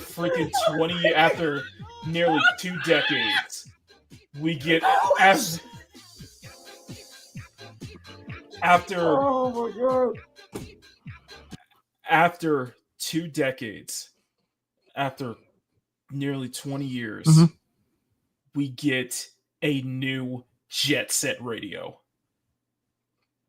Nice. Not only one of my all-time favorite Dreamcast games, and let alone one of my all-time favorite video games, is finally getting. We're finally getting a sequel. We're finally getting it's clearly it's a reboot, but you don't know how dedicated I was. You don't know how much I lost my shit, especially coming off the fact that we got an excellent, and I mean an excellent, spiritual successor in Bomb Rush Cyberpunk. Guys, I implore everybody, if you're a huge Jet Set Radio fan, you need to play Bomb Rush Cyberpunk because it is a true spiritual successor, and it's basically what we should have got. I mean that is what we should have got. It's what we should have got with Jet Set Radio Fuge. We never got the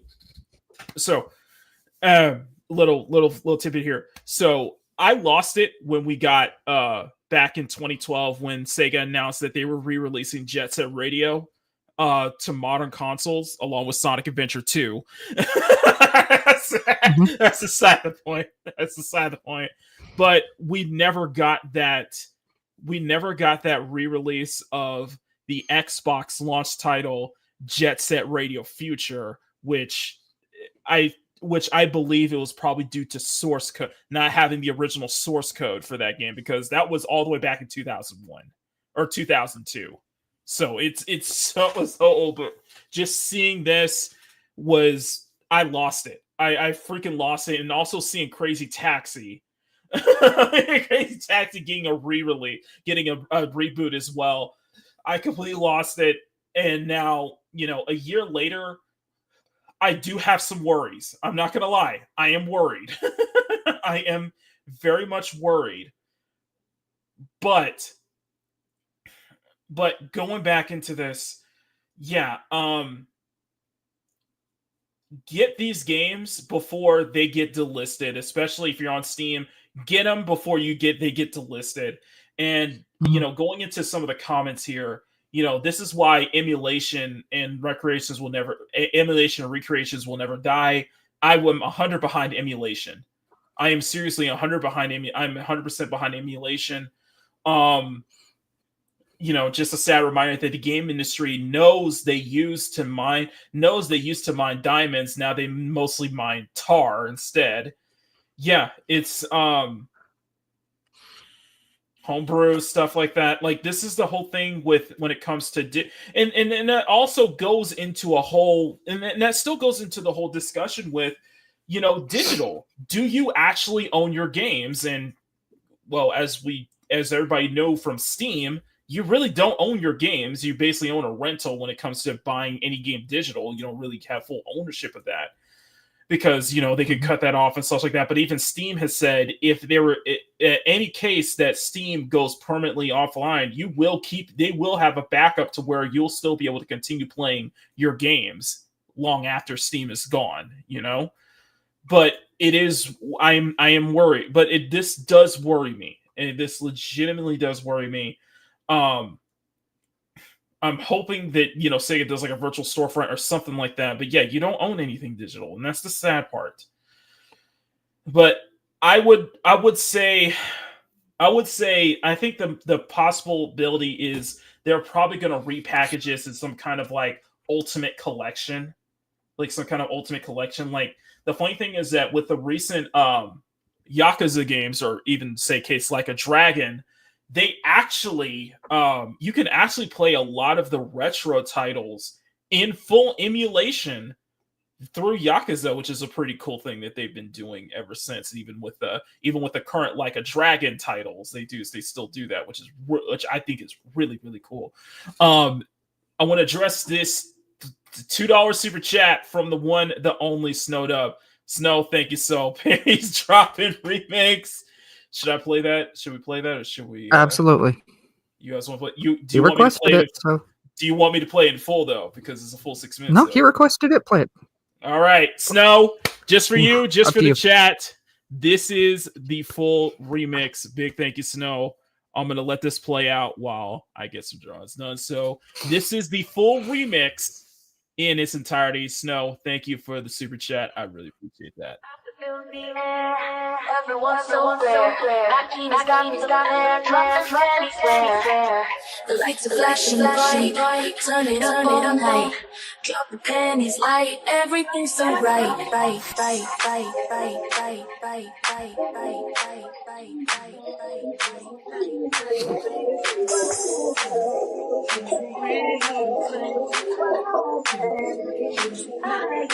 Makini draws on fire in the club, all wired to all desire. Higher and higher, up the beat, let's go. Flow, flow, and just hit the floor. More.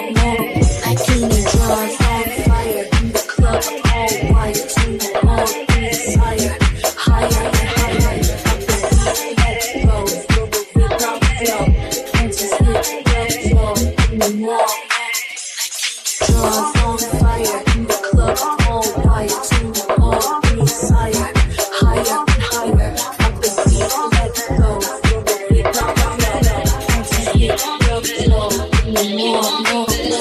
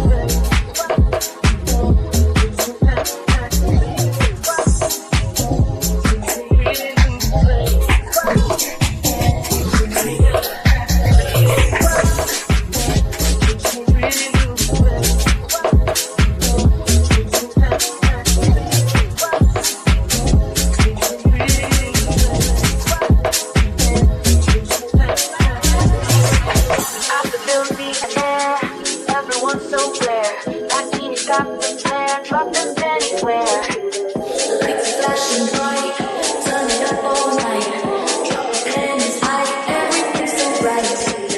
I can feel the air, everyone's so rare. I keep got the air, dropping everywhere. The lights are flashing bright, turn it up all night. Drop the pennies high, everything's so bright. Doors on fire, club all white, turn it all higher, higher and higher. Lights go, feel the rhythm flow. Enter the dance floor, give me more.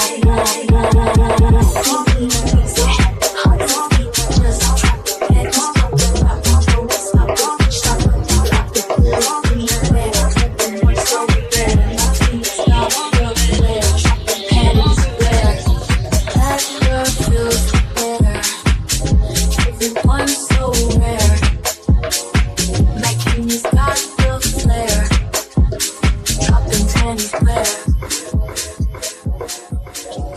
flair, dropping pennies rare.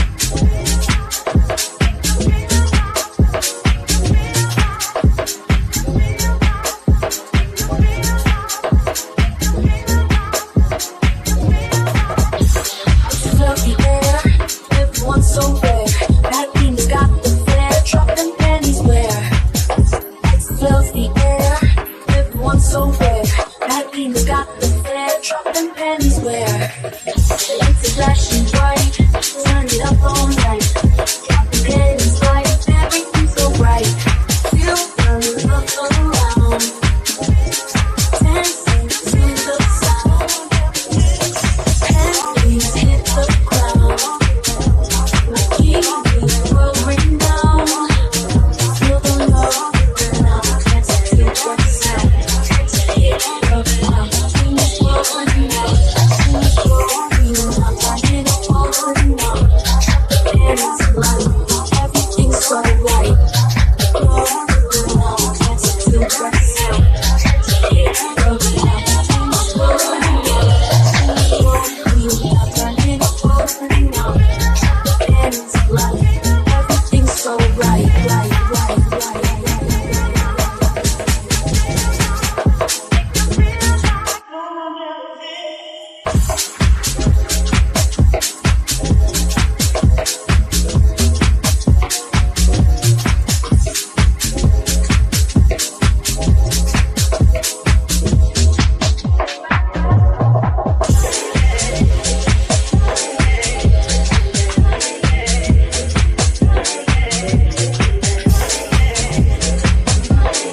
So rare, Makini's got the air, dropping pennies rare.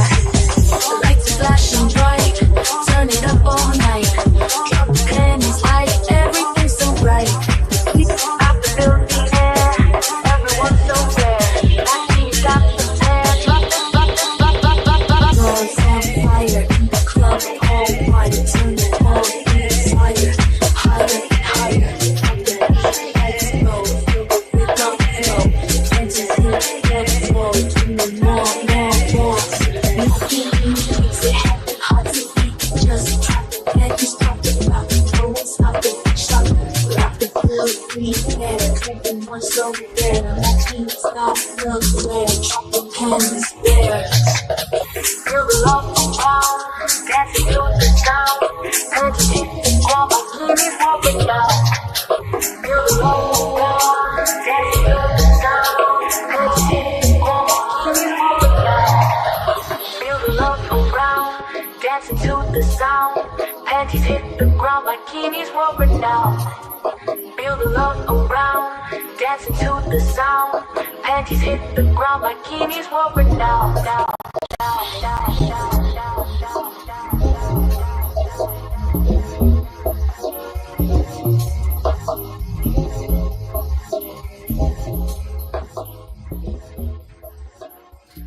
There we go.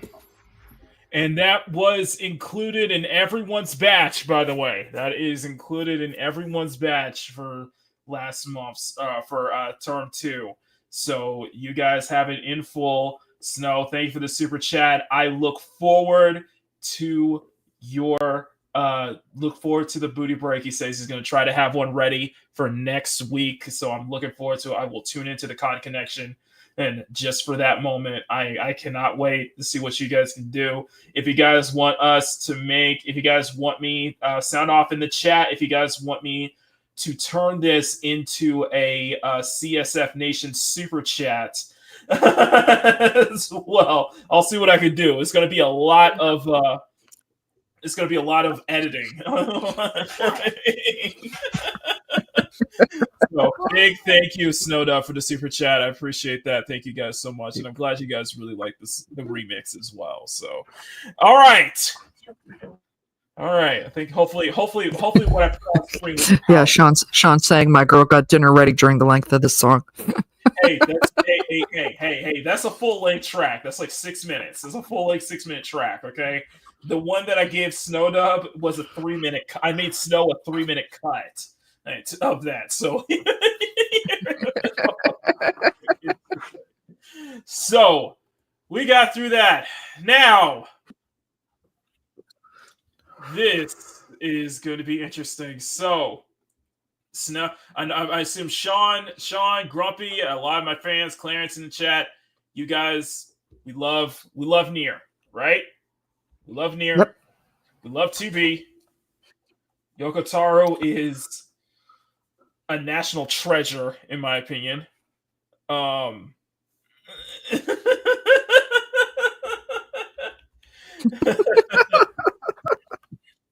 Shut up, Power. Anyway.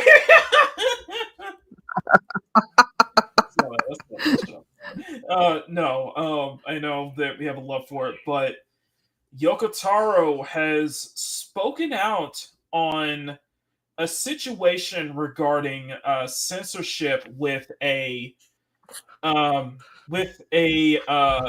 what's been going on with credit card companies. So let me before Mama Bear goes ahead and reads into what's going on, what's about to go and what's going on. There is a manga. There is a manga publisher. There's a publisher that publishes out of print manga. They actually print out of print manga, and this is by Love Hina creator and one of the people in the Japanese government as well. Well, this publisher is being shut down because apparently because of the adult content in the manga and such like that many of the major credit card companies, such as like Visa, MasterCard, they pulled out. And like the only way you can get like content, you're able to pay for this content was through Japan's only, like, I think there's a credit card certification that they do specifically for Japan, that they're able to access this content, such like that.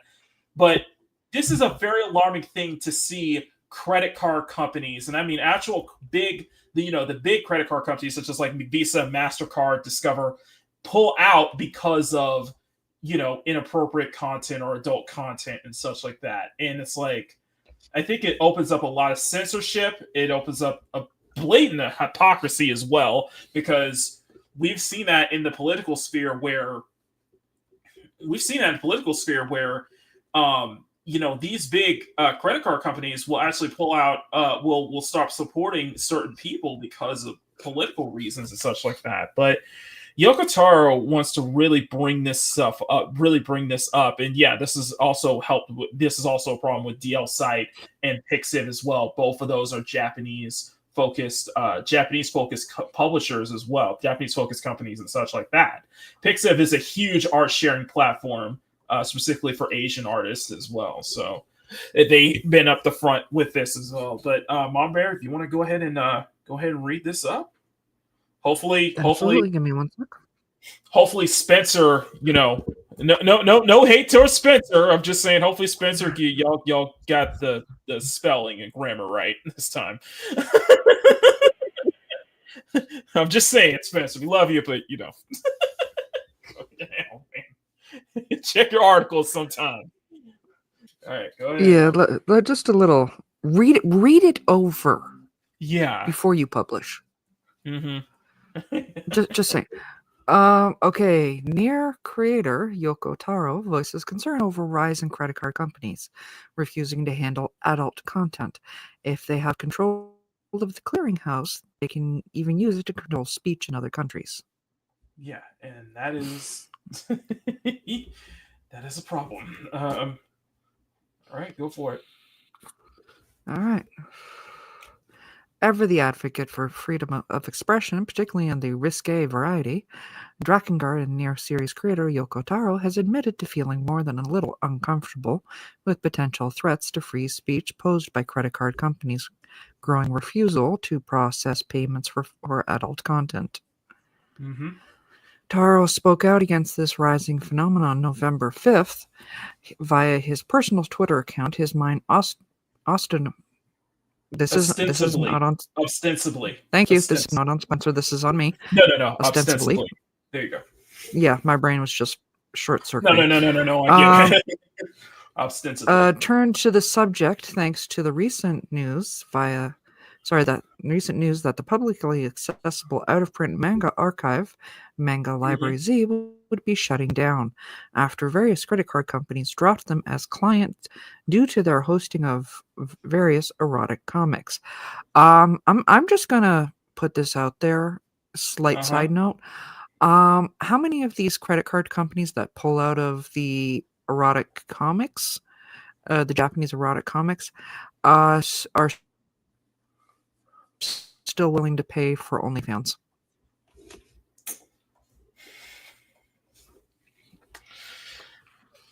Mama Bear. Scroll up, please. Now, Mama Bear. Now, Mama Bear. Now, Mama Bear. Come on call a now. spade a spade. I understand calling a spade, but I mean, what you're trying to say is, you don't find that suspicious? You don't find that suspicious? You don't find that suspicious? I'm just saying, you don't find that suspicious? Absolutely. Exactly. I'm just saying. And by the way, guys, if you're on Twitter, follow Yoko Taro on Twitter. By the way. Absolutely. Credit card payment companies are refusing to accept legitimate adult content payments, wrote the eccentric video game director as machine translated by Deep L.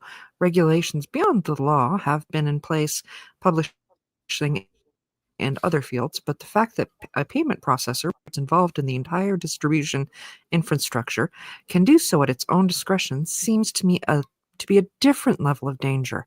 If they have control of the clearinghouse, that they can even use it to control speech in other countries. Mm-hmm. I'm just saying. That's a good point. That's a good point. I'm just saying. Mm-hmm. If you're willing to have your credit cards used on the one site, why not the other one? Mm-hmm. Mm-hmm. Proceeding to head off those bad faith critics who would dismiss his concerns as being rooted in nothing more than perversion, Taro would affirm in a follow-up tweet that his personal position was actually born out of fear that such power structures could eventually have very real consequences for peoples worldwide. I get the sense that this is not just a matter of adult regulation or freedom of expression, he affirmed, but a security whole or a democracy as a whole. Mama Bear, can you read that first paragraph one more time? I just wanted the people to hear that loud and clear. Proceeding to head off those bad faith critics who would dismiss his concerns as being rooted in nothing more than perversion, Taro would affirm in a follow-up tweet that his personal position was actually born out of fear that such power structures could eventually have very real consequences for peoples worldwide. Hold on a second.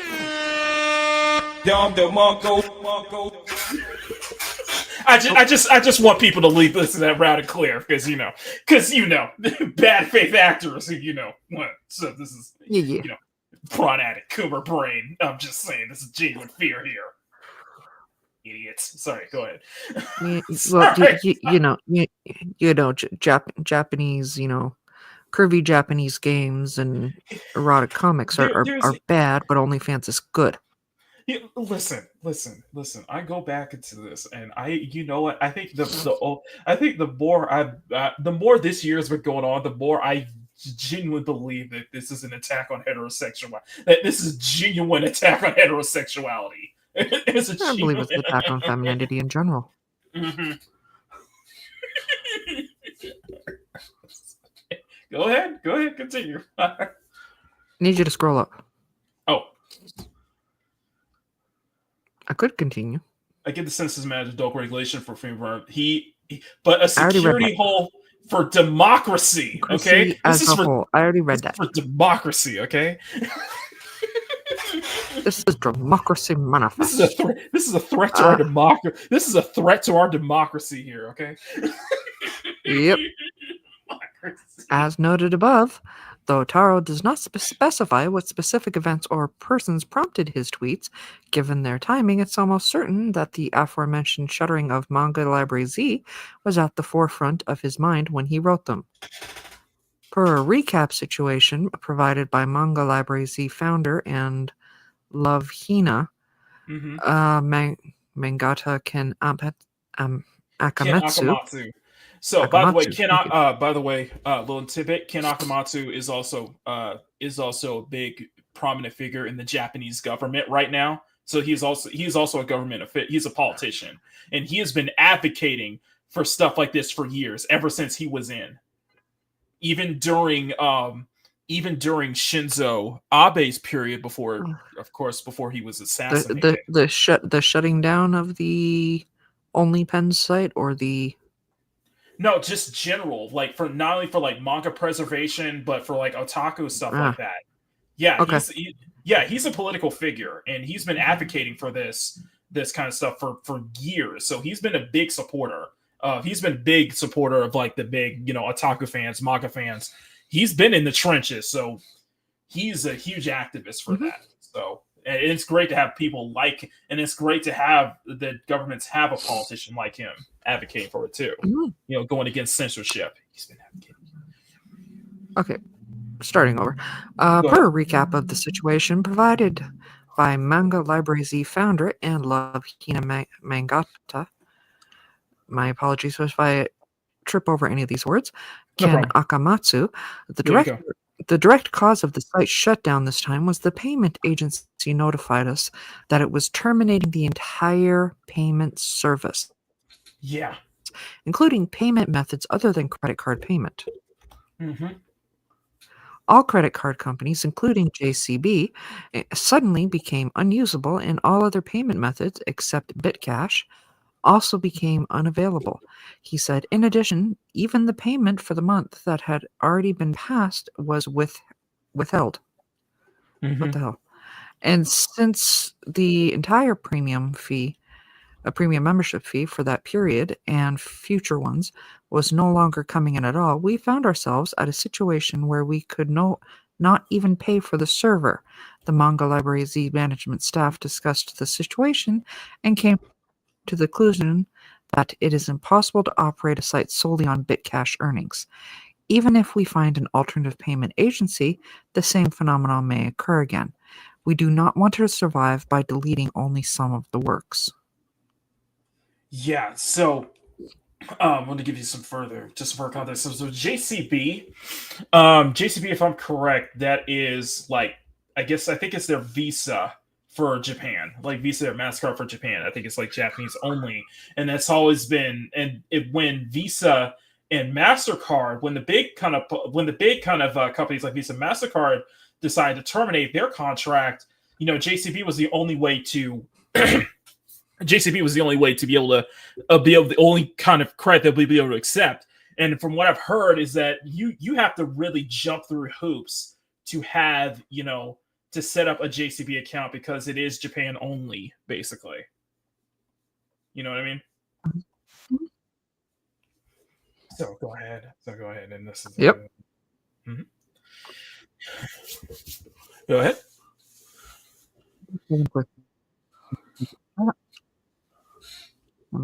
There we go. We decided to shut down the site, Mangata continued. DP apologized that the period between notification and the withholding of payment was so short that we had to bow down to the company that provides payment service. However, this time we were able to obtain accurate information only the parties concerned can provide, such as on what basis the company declared suspension of payment of services, how much penalty will be imposed and how long it will last, and what specific measures were taken to avoid suspension, etc. We believe that we will be able to conduct a more legitimate investigation and conduct a hearing. In the past, Love Hina was banned by Apple's ebook application and later restored, he added. We will cite that experience frequently as a concrete experience examples for protecting freedom of expression it uses effectively to this day. In recent years, unprecedented strong conditions and strong penalties have been issued by payment services. And if these are left unchecked, the situation will surely become a problem, not only for ebooks, but for Japanese content industry as a whole. Yes. I'm at the end of the page. Okay. Yeah, sorry, go ahead. Yeah, this is a learning issue. And I do think you're gonna see more. I do think that at some point you're gonna see more because they're being throttled.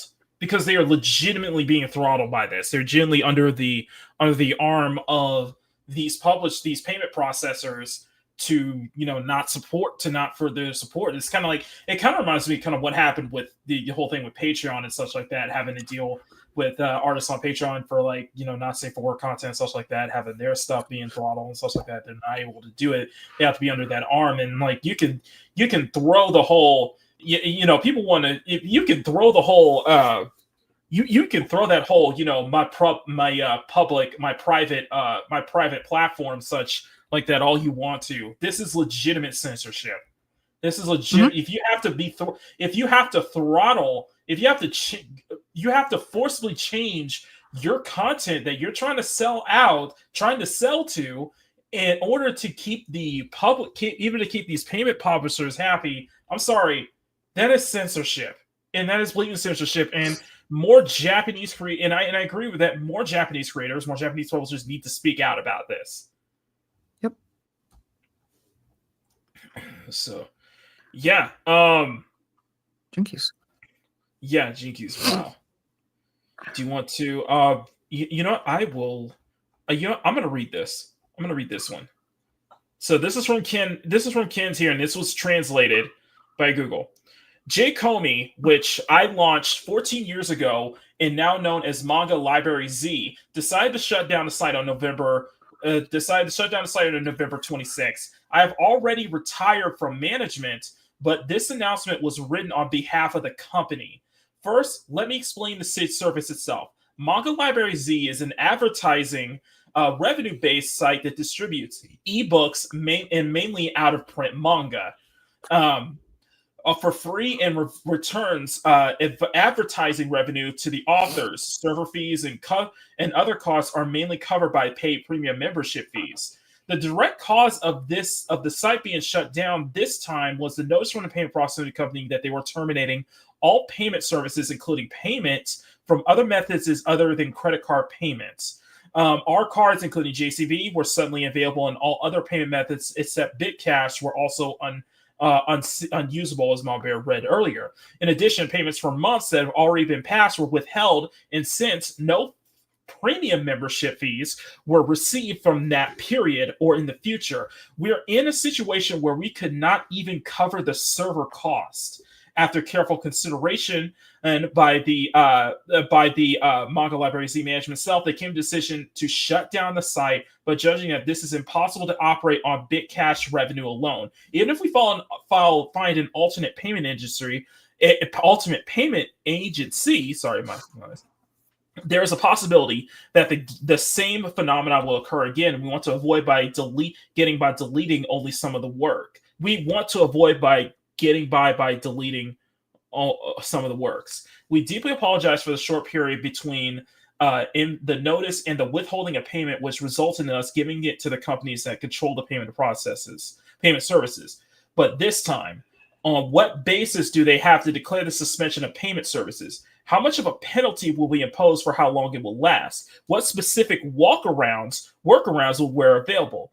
We were able to obtain accurate information such as that provided by the person involved, which we believe will lead to a more legitimate investigations and interviews. Long time ago, Love Hina was banned from Apple's ebook app, but then later reinstated. Even now, we often cite this experience as a concrete example to protect freedom of expression, and we use it effectively. In the recent years, payment services have issued unprecedentedly strong conditions and penalties, and these are left unchecked. It is certain that they will become a problem not only for ebooks, but for the entire Japanese content industry. As the party that has been actually forced into closure, we will work out more precise countermeasures. We would appreciate your support. Ken Akamatsu-san, you deserve a huge... Don DeMarco. This is Don DeMarco. We are completely behind you. And a huge shout out to Yoko Taro for speaking up about this. Absolutely. One of the things that I advocate for is, we do advocate for I at least advocate for being against censorship. I am generally against censorship because it does lead to situations like this. It does lead to problems like this. And I know Emerald knows all about this, and he's been keeping up with this for a while as well. Emerald has said, I hate these payment processors. They shouldn't have the right to do this. Love Hina doesn't even have nudity, but they still try to ban it because it is a horror manga. It's kind of a staple for them.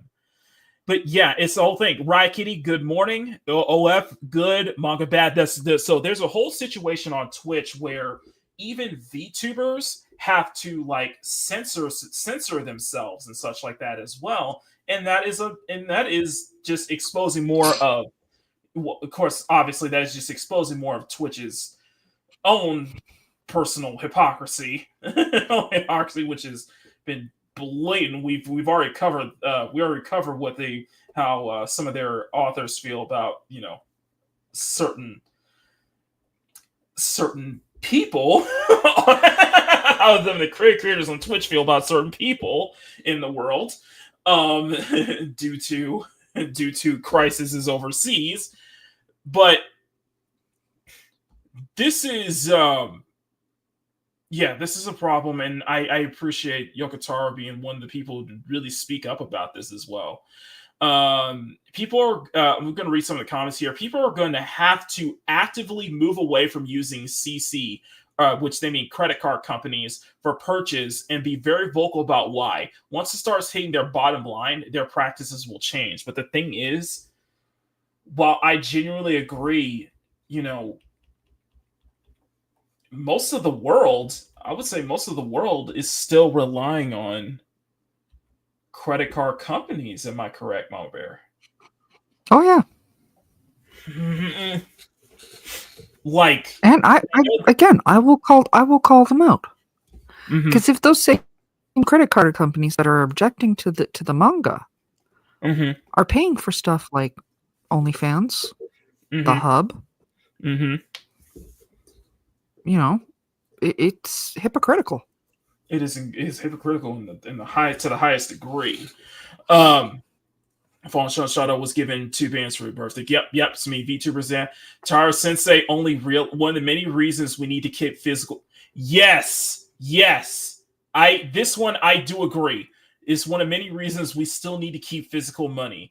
Little example of this could happen if everything goes digital, and that to you, sir, that is Don DeMarco. Don DeMarco. Yes. I do keep cash on me. I always keep that. I do keep cash on me. I know some of you guys, I know a lot of people in the chat. I know Sean, a lot of you guys keep cash on you at all times because of ish like this, because that is one of the fears of this, everything going all digital, like we were talking about with Sega delisting their older classic games. Is like, do you have actual, the whole thing was, do you have actual ownership of your digital goods, and for the most part, you actually don't. You know, most Japanese are always late to catching up with the latest trend. Akamatsu can also ignore this stuff until one of his old man preservation project got banned a few days ago. The only one who understands the situation is politician Yamada Taro. Interesting. We need a solution for this. As long as those companies have a stranglehold, so nobody can do anything, they must obey their leadership. Figuring out why they're doing this now and pressuring them to stop seems much easier than replacing them. I don't trust a dog to bite me for sure. Steve, the more people know about this, the better. Companies need to stop forcing their ideals on people with risk on the bottom line. Yep, I do agree with that. Yes. While he is correct, he is working for Square, who has the ethics department censoring all their games. Well, yes, that's true. True. And Yoko Taro is more of a freelancer than anything else. Visa and MasterCard are sitting on a control of power they have, and they want regulated. Accepting payments of crypto would solve this issue. I will.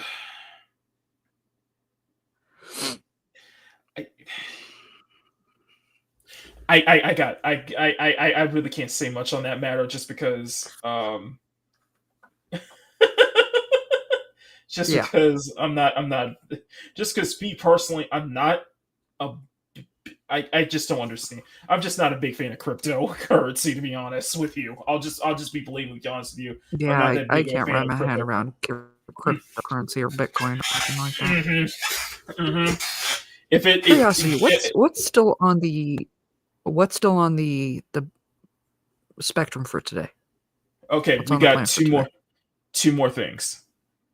Okay. Are you pressed on time?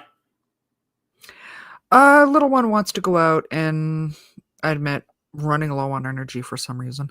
Okay. If you want to step out for the Dragon Age, if you want to step out for the Dragon Age segment, totally fine. Because I can go solo and close out the show that way. If we did agree about that one. That this is something you're more research to anyway. So you were going to do solo for it anyway. Totally fine. So if you want to step out on there, if you want to go ahead and step out on there, just let me know, and I will we'll give you. I'll make sure to give your accent, do what you need to do. Okay. Yeah. So, all right. I'll step out around the Dragon Age one. Yeah. Okay. So I'll try to make this quick for the other thing, because this is I mean, it's a lovely rainy day. She wants to go out. Well, listen. Where do I begin? Where shall I begin here? Yep. First off, I'm not bringing up. First off, we can bring up the Arkham thing, because yes, apparently Rocksteady wants to remake Arkham Asylum. To which I say, damn. Especially considering what happened with Sushi Squad. Yeah, that's a no from me, dog. That's a no from me. That is a no. All right. And it's not the same Rocksteady either. But we got to bring this up because something happened after Tuesday night's victory, we'll say. One of our all-time favorite gaming outlets is a dumpster fire. Now, I'm going to ask a question. Mama Bear, would you like to savor this and reading it? Would you like to read this, or would you want me to savor this? Have at it. You want me to go? You love talking about this stuff. Go for it. I'm rubbing my hands right now. I'm like,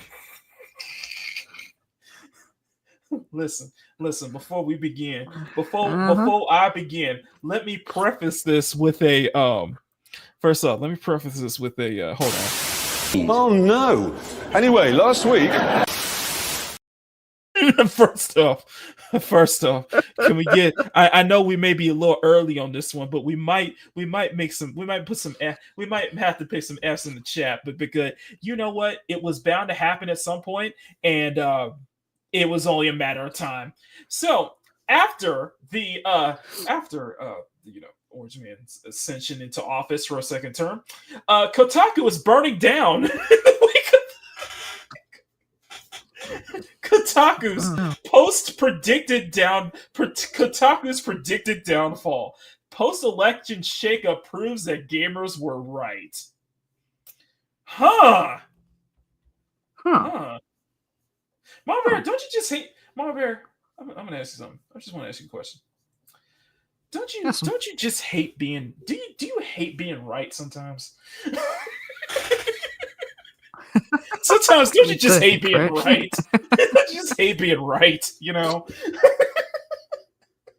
I should be playing the Razor Fist FU. I was right. I don't even know what you're talking about. I should be spinning on my chin, screaming, "Screw you! I was right." I was right. Yep. I'm sorry. It's a little Schadenfreude, okay? Kotaku, Yeah, that's okay. a long-time fixture in gaming journalism, for better and at least for a decade now worse, is facing the fallout in many of the gaming communities saw coming. Following the 2024 U.S. elections, G&O Media, the parent company of Kotaku, announced significant layoffs, decimating the site's entire staff. This comes on the heels of my October 23rd tweet where I predicted with confidence. This is Smash JT's prediction here. I want y'all to listen here. This is Smash JT's prediction. I'm confident Kotaku and many other fake news outlets with zero integrity will be out of business shortly following this date, by pure coincidence, of course. I don't know whether to give him a Dom DeMarco or just a Don. No laughing, but Smash, if you're listening to this, you bruh.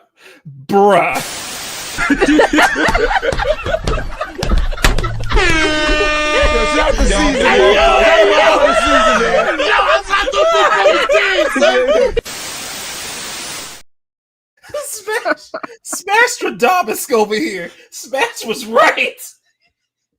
Damn, Smash. It wasn't hard to predict, to be honest. Damn, Smash is right on point. My leg. I mean, going into an industry and telling like 90% of the people who purchase what you want them to purchase, like i.e. games, that they're wrong, and that's not a good foundation to stand on. You know what I'm gonna do? I'm gonna find a way. We're gonna go through this entire segment, and me and Ma Bear's reaction, I'm gonna have to tag Smash JT in some way. I'm gonna have to share this to him just because. We read this article out. Now, it wasn't a hard prediction. I mean, it wasn't a hard prediction. No, it wasn't. But, bruh. Now, as I predicted with extreme accuracy, Kotaku is experiencing this moment of reckoning, and by pure coincidence, of course, the timing couldn't be more clear. The fallout voiced laid off writers. The news of Kotaku's layoffs sent ripples through the staff and beyond Willow Row. Yet one of Kotaku's trans writers took to social media saying, quote, "Gonna take the prize time to process and figure the ish out. But if you're a PR person, please keep in touch and add my email and bio to your list." Now, let me put this disclaimer right here, because I know we're probably going to get dislikes and people are probably going to laugh at this. Listen. Despite how I feel, despite our personal feelings towards this publication, and how bad this publication is, it does suck to everyone involved. This does suck to everyone involved, Yes, it and does. I hope that, like I said in the Firewalk Studios video from last week, I hope that everyone involved affected by this will be able to get back on their feet and have another opportunity real soon. I am dead serious when I say that. I am dead serious when I say that. Yeah, finding I yourself wish a the job best. is Yes. horrible regardless. Mm-hmm. But we wish the best to everyone involved. It really sucks that happens, but we do wish the best to Yes. everyone involved. That being said, there is a little bit of schadenfreude when it comes to Kotaku. I'm just that's all I'm gonna say. Yeah. I never got to write an introduction post on Kotaku, let alone a goodbye post or partake in the end of year conversations at the site. That ish was kind of the dream, not gonna lie. Sorry, this sucks, and it's all hitting. Hey, I was just laid off from Kotaku. Don't know what's is next for me. Ouch. So they didn't even get a goodbye. They didn't even get to say like a good exit, a goodbye post. That's messed up. They didn't get their chance to say hello, let alone goodbye. Yeah, that's My messed God. up. That is messed up. Seriously. That is messed up. Mm-hmm. Her colleague, Moises Tavares, echoed the sentiment with blunt honesty. LMAO, I slept in and woke up to the news that I've been laid off from Kotaku. What? You sleep in and you wake up finding out that you were laid off. I'm sorry. What? Again, what? I'm trying not to laugh at that. I just know my reaction would be like, okay, I'm going back to bed. I'm trying to figure out. I'm trying to wrap my head around that. Like, how does it that you was it your day off? Did you? I'm guessing. I'm guessing. Yeah, it was their day off, and so they choose to sleep in, and woke up to the news that guess what? You are fired. Oh, Jesus. Okay. This one is very special because Caroline Petit is a very interesting individual. She has lashed out at or he or they have lashed out. We'll just assume they. You know what? I ain't pulling any. I don't care how many barbs I pull from this damn show. Okay. I'm pulling from this damn show. I'm just saying, they have been. I would argue that they are just as bad. That they are just as bad, if not as bad as our lovable failed sex worker, insecure, miserable narcissist Hassan Piker groupie, which is her words, by the way, and former Kotaku senior editor Alyssa Mercante, which we'll get to her in just a bit. Just a bit. Carolyn puts, GNO's media management is once again pushing for its workers for its own best decisions. Management mandated that some writers stick to service posts, and now that the numbers aren't panning out of service, surprise, 2 of the writers have been laid off. Cruel and misguided. Okay, let me put this here. Maybe I'm just pointing this out. I'm just spitting an idea. Maybe, just maybe. Y'all shouldn't have thrown a tantrum when the parent company is telling you to start making articles instead of political activist hit pieces. Just saying. I'm just saying. Good idea. They might have had a point there. I'm sorry, when you hire a bunch of activists, and let's be real here, a lot of people on the Kotaku staff are activists. You think you would have told them that, hey, focus on actually making like gaming guides or something, or because we're in deep-ish, okay? We're not pulling in the revenue. This whole thing with the what was it? What is no, Neon. I'm sorry, Neon claims it. Venture capital. That's what I'm looking for. This whole venture capital is drying up, and yeah, we need to stay in business. So get to making those articles, please. See, I'm seeing this across multiple platforms, though. Mhm. Like even a certain,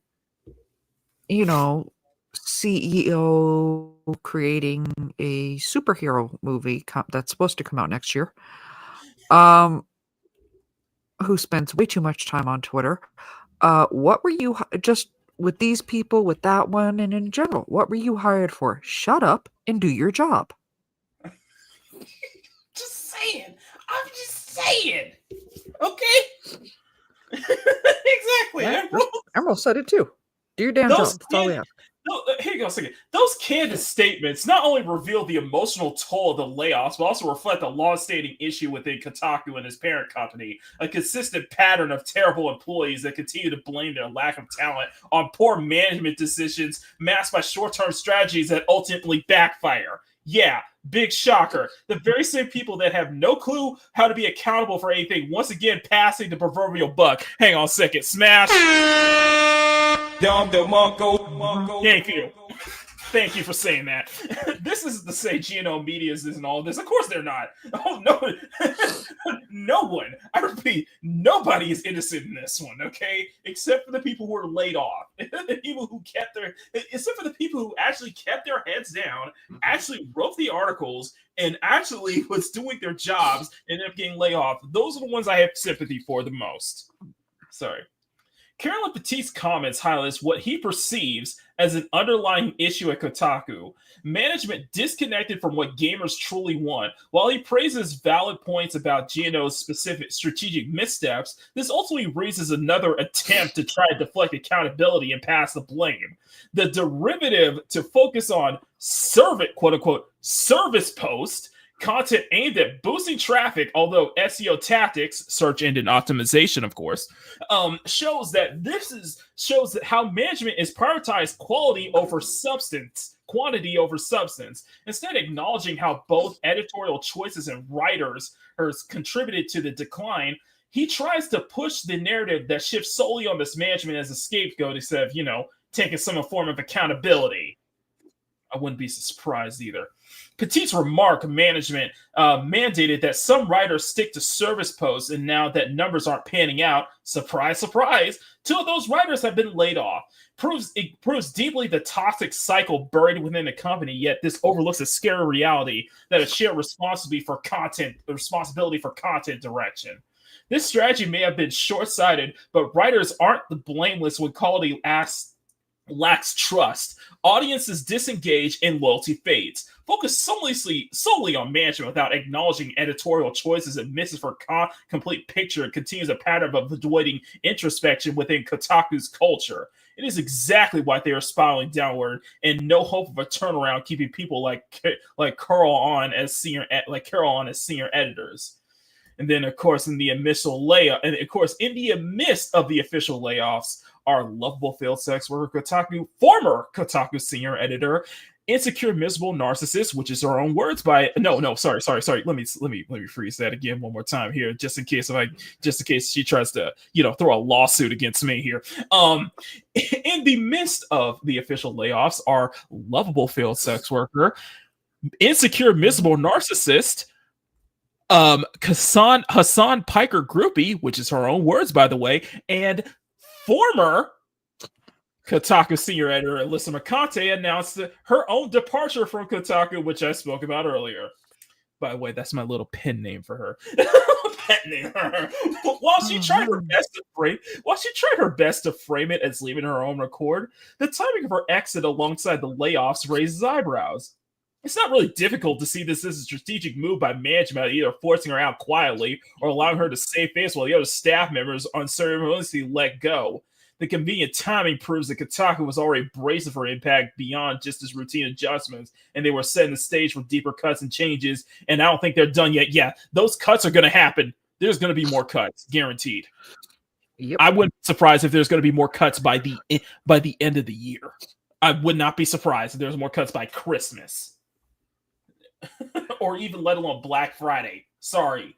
Anybody Kotaku staff reading this, I'm sorry, but yeah, this was a sinking ship for years, and yeah, and now it seems like the chickens are coming home to roost on this one. For years, Kotaku gamers everywhere have voiced their growing dissatisfaction with Kotaku's approach to gaming journalism, criticized for its extreme emphasis on social politics over games and perceived out-of-touch takes. Kotaku lost the trust of so many in the gaming community. They were hiring activists to push agendas over gamers to push the industry forward. In the erosion of trust, it was only exacerbated by the continued articles that many viewed as provocations designed to generate more controversy rather than provide genuine insight or entertainment for the reader. Pair that with how they were seemingly perfectly fine with their employees going after critics' families, cite Alyssa, calling up Smash JT's, trying to, finding Smash JT's wife and actually DMing her in an attempt to try to, smear him and try to get them to divorce. Yeah, that's what happened. Charming. And by the way, Alyssa was proud about that, even putting that on a freaking t-shirt. She was very proud about that. And Caroline Petit was defending that action too. Sorry. So my sympathy is very little for some of y'all. Very little. You got yourself a problem, bud. Our consistent pushback, whether dwindling engagement through social media criticism or moving to other balanced sources of gaming news like SmashJT.com. Smash! Nice plug there, Smash. How dare you? Nice plug. Nice plug there, buddy. Bruh. That's all I say is bruh. Nice plug there, buddy. He's allowed to be a little biased. Yeah, he's allowed to kind of let fire stick. Yep. Fire stick right of his prime. That's Hypnotic's Missy right there. Nigga!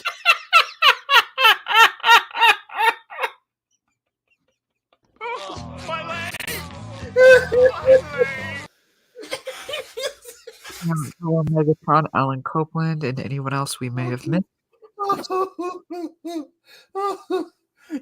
Stunny, I'm ready. I'm so tempted to play that Hose Mad clip too.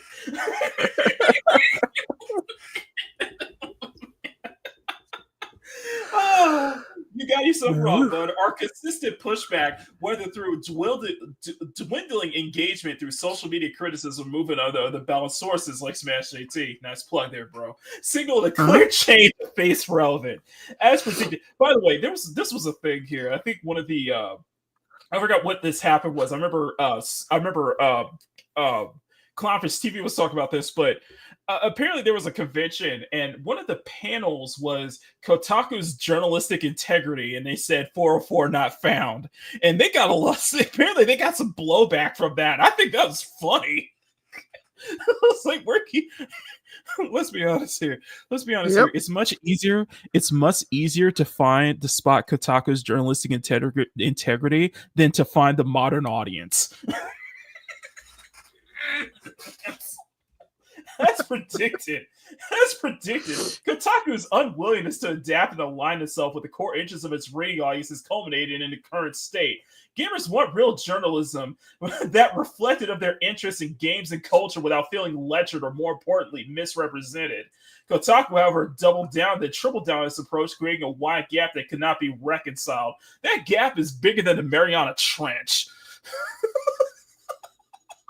That gap is bigger than the Mariana Trench, okay?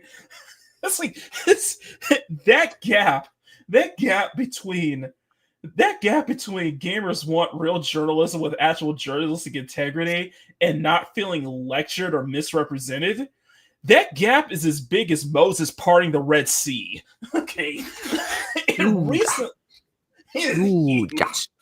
in recent, if the recent layoffs at Kotaku were just an unfortunate event, but aren't just an unfortunate event, but a predictable outcome of a long-standing strategy that prioritized bleeding trends and poorly executed management mandates over quality journalism and reader trust. Writers like Carolyn Petit have tried to show the missteps taken by management, such as the push for service content that ultimately did not sustain business. But the reality is that people make the company shine, not the management.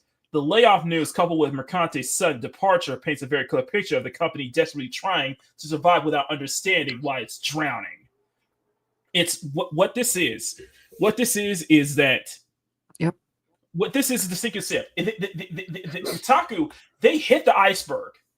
They already hit that iceberg a long time ago, and the band, you guys watch Titanic. The band is still playing. That's what they are. While they sink to their watery graves, the band is still playing. It's just taking long for that Titanic to finally sink. Okay, go ahead.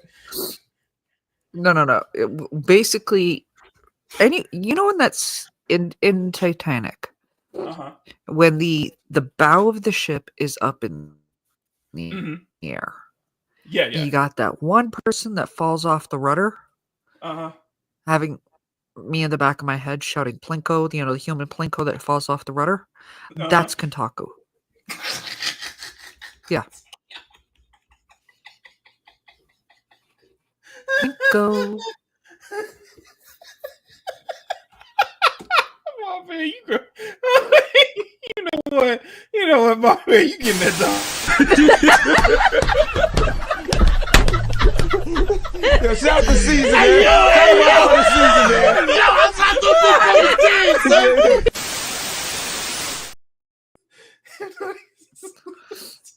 Plinko. The downfall of Kotaku occurring right after the U.S. election might sound like some to just be a pure coincidence, but to those, it might have been following the site's trajectory, just as the inevitable conclusion of the brand that stayed way too far from its audience ever wanted. In the end, gamers aren't surprised to see Kotaku burn, as they have rejected its path along the way down. Smash. If you're listening, your articles, your writing is brilliant. Okay, your writing is so brilliant. I have tried to hold myself from not laughing this entire time because you are you have such a way with words, my friend. This is brilliant.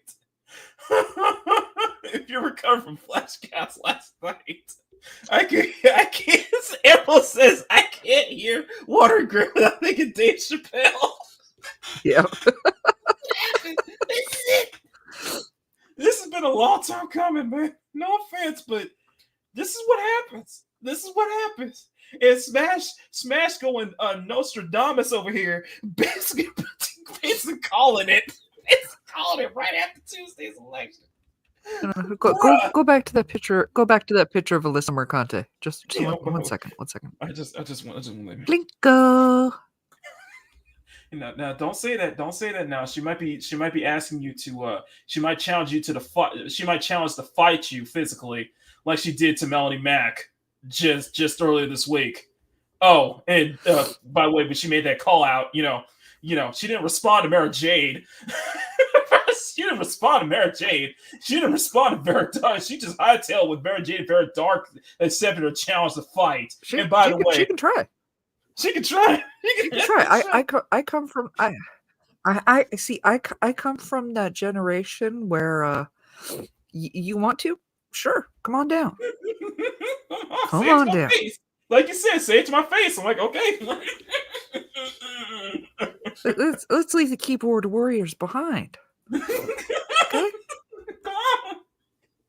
Come on, Felicia. Come on, let's have this, face to face. Let's see how strong you are in your beliefs then.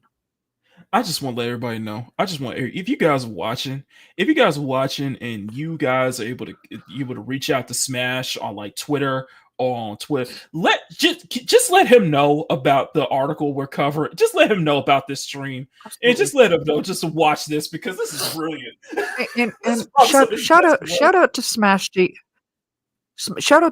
JT for actually editing his work. Love you guys at Bounding into Comics. Seriously. We love Spencer Cider. We love y'all Bounding, but come on now, y'all got stuff. You really got to edit your articles sometimes, man. Come on, y'all need to quality check over before you post it. That was brilliant. That was brilliant. I needed that. That was a good laugh. But Smash has been thinking like his whole thing. He made a whole thing called Kotaku Detecting, and he has pointed out so many people, not just to Kotaku, but the people, all these journalists here who are just running their mouths, who have a lot of problems here. And by the way, this one right here, Jason Schreier, we're going to get to him when it comes to the Dragon Age video. Oh, don't worry. Don't worry. And also, I just want to remember. He looks like he's not allowed to be within like 50, Jason, you do good he articles. Looks like he's not allowed to be within a certain area of school grounds. I just want to remember here. I just want to by the way here. Carolyn Petit is also a former member of Feminist Frequency. You know who was head of Feminist Frequency? Who's that? Anita Sarkeesian. Oh, fun.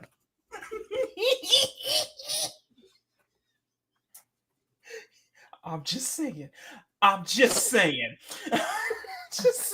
Okay. All right. Damn, Stunning. Damn. Hey, man, for somebody who actually is, I play no shame on that one. I do struggle with depression and other issues. Get help. Okay. Yeah, by the way, there's some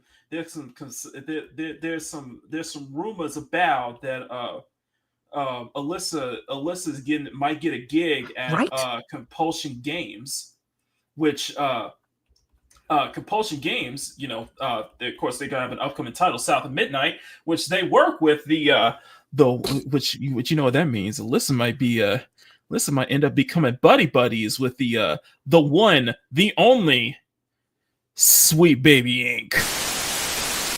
If you're a creative working in AAA, which I did for many, many years, put this stuff up to your higher-ups.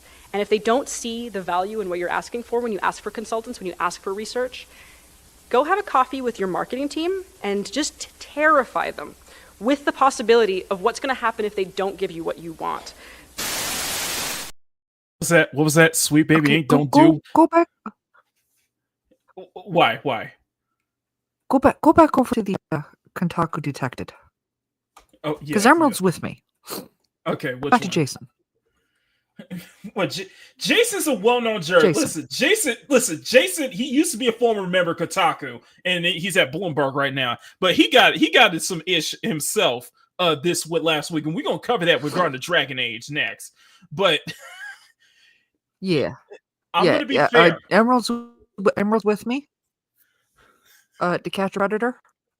Just saying. Jason he does do good articles. He does do good stuff. He does, but he cannot let his activism, his ego get in the way. It just he can be a bit of an idiot. He looks like he's not allowed to school districts. Damn. On that note. You may want to get out of here before that. Listen, I'm just saying. Before I get you in too much trouble. Yeah, I know, right? Yeah. Listen. Okay. Papa, you want to tell where they can? Tell where they can find you because. Absolutely. Hopefully tomorrow you can catch me with the Kingdom of Nerds. I'm usually there every Monday. Tuesday, guaranteed you can catch me on Max Movie Entertainment. But either way, if you're not sub to me, please do so, because that's where I always post where I'm going to be. Yeah.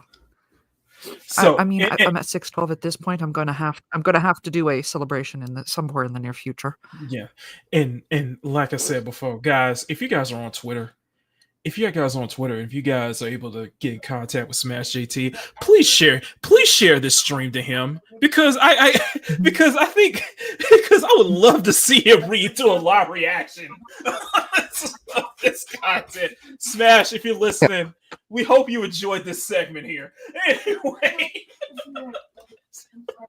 Anyway. So yeah, this. Follow me. You guys can check. I always post where I'm going to be on my community tab. I'm hoping to get some point this month a 600 celebration stream going, and hopefully to get other stuff back up on the feet. Mm-hmm. So stay tuned. I will let Maki have fun with whatever that frightening image that he keeps posting. Don't you know that's McDuggins? That's McDuggins. Come on now. Hold on, baby. Come here. No. Oh God. Before I sign out, you need to see this. You like watching scary shit just as much as I do. Hold on, Bobby. Hey, wait, Bobby. Wait, 1 second. Wait, come here. Hold on 1 second. Yeah, Before you do this, what do you mean? let me turn my camera on, because I want to see my reaction. I want to see her react. I want her to see my reaction for this. I'm gonna turn my camera on real quick, because I want to see this. Hang on. He wants to put his camera on, so hold on.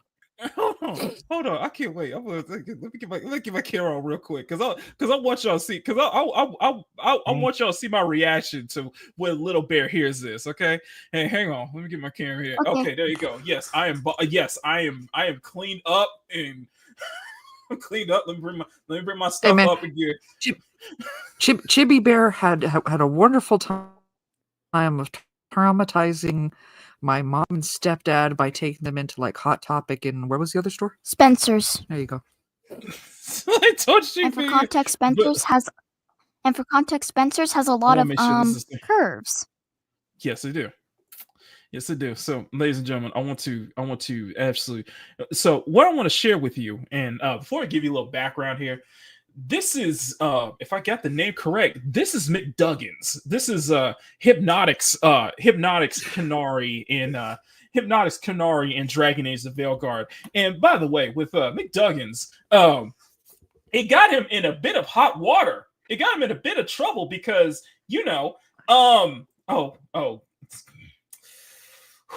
I can't say that full title, but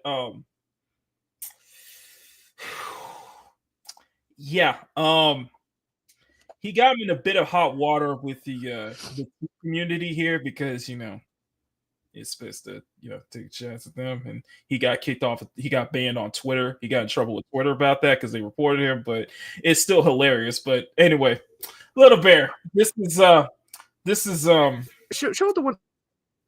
Show the one beard. Which one? He had them Botox lips. You shut up, Mom. There you go. This is what the Sigma? He looks like he'd be selling illegal flour on the streets.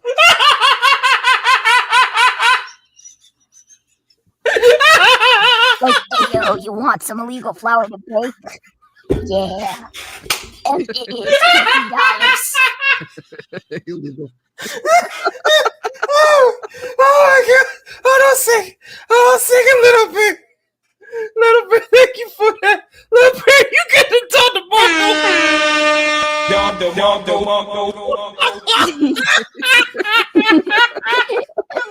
Marco. This is Little Bear's reaction right here. Daddy, chill. What the hell is even that?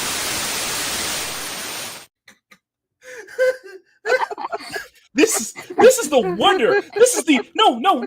This is the wonders of Dragon Age: The Veilguard's character creation. We can create monstrosities like this, but we can't. But the second you pull a butt slider, a booty slider, you still look flat than Brie Larson. Come on, I'm just saying, okay. Yep. But this is McDuggins. I can't say the full name because I can't say the full name because I'm probably gonna get in trouble. I'm probably gonna get in trouble by calling. To be a new co-host on here. Oh, thank you, Stunning and Brave Megatron. I love Megatron. By the way, I voted for McDuggins in the election. By the way, that was. You voted for McDuggins. My God. Yes, I did. Anyway, we're gonna zip out. He looks You like have fun with this. he looks like he'd be selling illegal baking products outside of a TGI Fridays. We do not encourage the selling of illegal baking products, for the record. But Okay.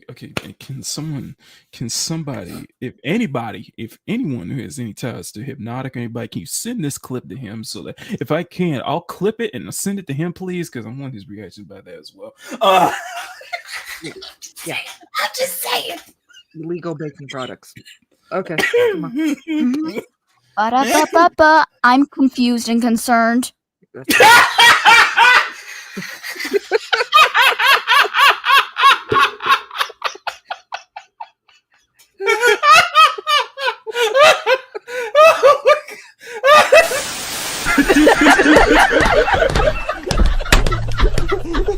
shout out to Season, man. Shout out to Season, man. Yo, I'm not the big Is Okay. Is she out the room? Okay, go on. Let me log Okay, off. I'm miking off chat. Bye. Bye. See, I can't say the full title in front of her because his full name is actually I Suicide know. McDuggins. But anyway, go ahead. Hi-ya. Anyway, yeah. Okay, on that note, On that note, I'll catch y'all later. bye, Mom Bear. Thank you so much, Bye. everybody. Mom Bear, Little Bear. Let's give a round of applause for them, please. Woo! Later, babies. Bye, y'all. Mom Bear, thank you so much. Woo!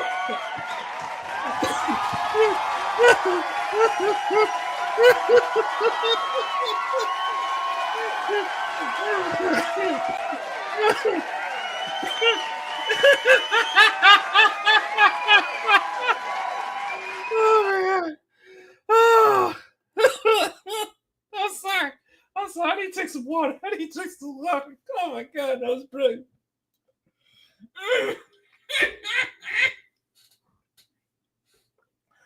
Oh, that was great. That was great. I feel like I just want to clip this entire segment on Kotaku with McDuggins just to share with them because it's God, it cracked me up. Anyway, whew. Speaking on the topic of Dragon Age, we do. Sorry. Woo, that got me a good laugh. Oh, that got a good laugh out of me. I'm sorry. That got a real good laugh out of me. So, I got one more thing. We got one more thing we're going to cover, and that is my final thoughts regarding Dragon Age: The Veilguard. The game has been out for 2 weeks. Oh my God, send this to Jonas J. Campbell. Oh my goodness. Oh my God. Oh my God. Oh my God. Okay. Okay. All right. Let's get right into this because I'm probably going to cover this in 2 ways. I'm going to cover this in 2 ways because this is the kind of the final part of my the final part with this whole thing with Dragon Age: The Veilguard. We've been covering this for a long time. We've been covering this for 2 weeks. There's been so much talk about this, and I have some genuine, and I want to provide some of my genuine concerns about this regarding. Sorry. Sorry about that. I do have some potential concerns about this regarding regarding this being a game of the year contender, and I'm gonna go off on a bit of a little bit of a rant considering my personal feelings toward the matter on this game, because it has been interesting to say the least. It has been very interesting to say the least regarding on this whole thing, and I would recommend. Let me check one thing real quick. Okay, so I would recommend everyone to watch Legendary Drops's video on Dragon Age the Veilguard. He posted it last week. It's a really good video, especially him bringing up the concerns regarding this being a game of the year contender and just the dishonesty from the journalists who are giving this games like 9s and 10s. So everything here will be for the video. Everything here will be for the video that I want to put out this week. This will be my next commentary video. So what we're going to do is we're going to stop drawing. I'm going to stop drawing here. And I'm going to stop drawing here, and we're going to go into just this whole video. And then after this is done, what I will do is I'll continue the drawing afterwards for a little bit more.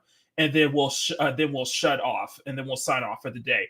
But for those who are just joining in, this is who I'm drawing right now. I am doing another draw. You guys voted, and you guys would like to see another drawing of my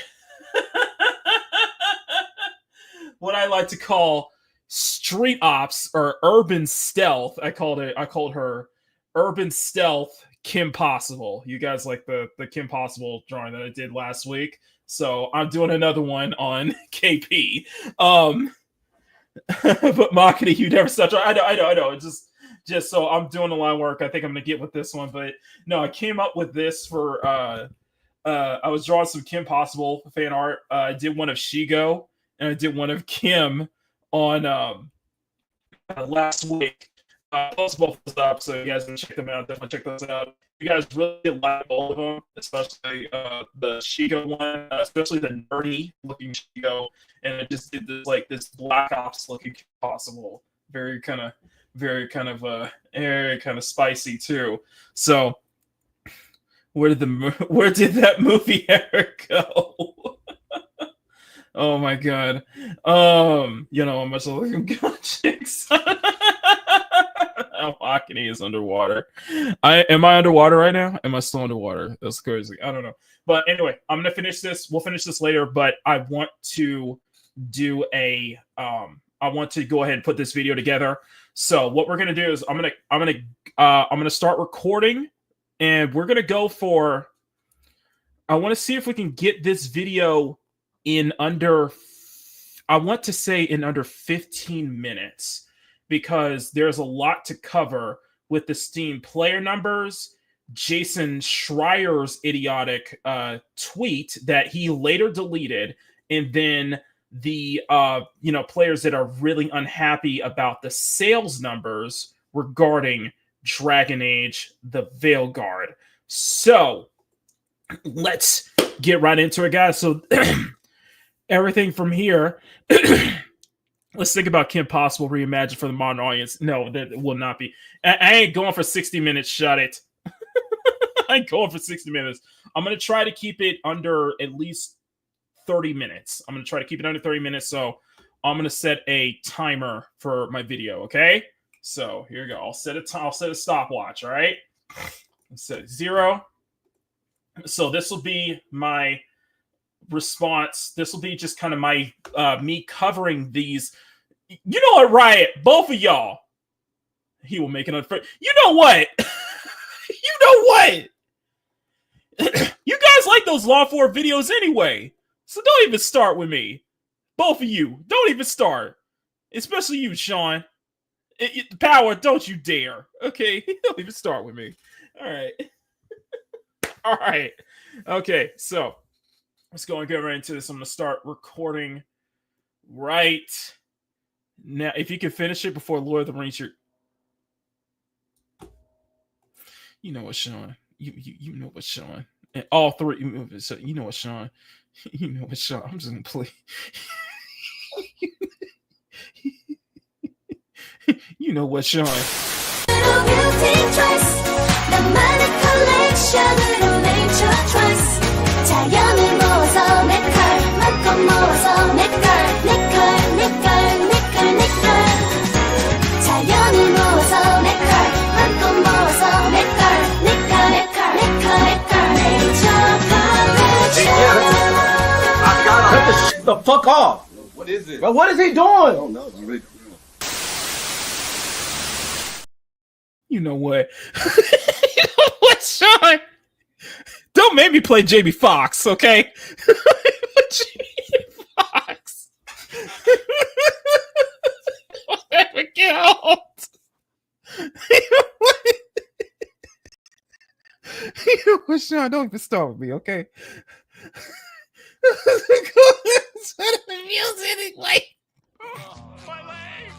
All right, let's do this. Let's do this.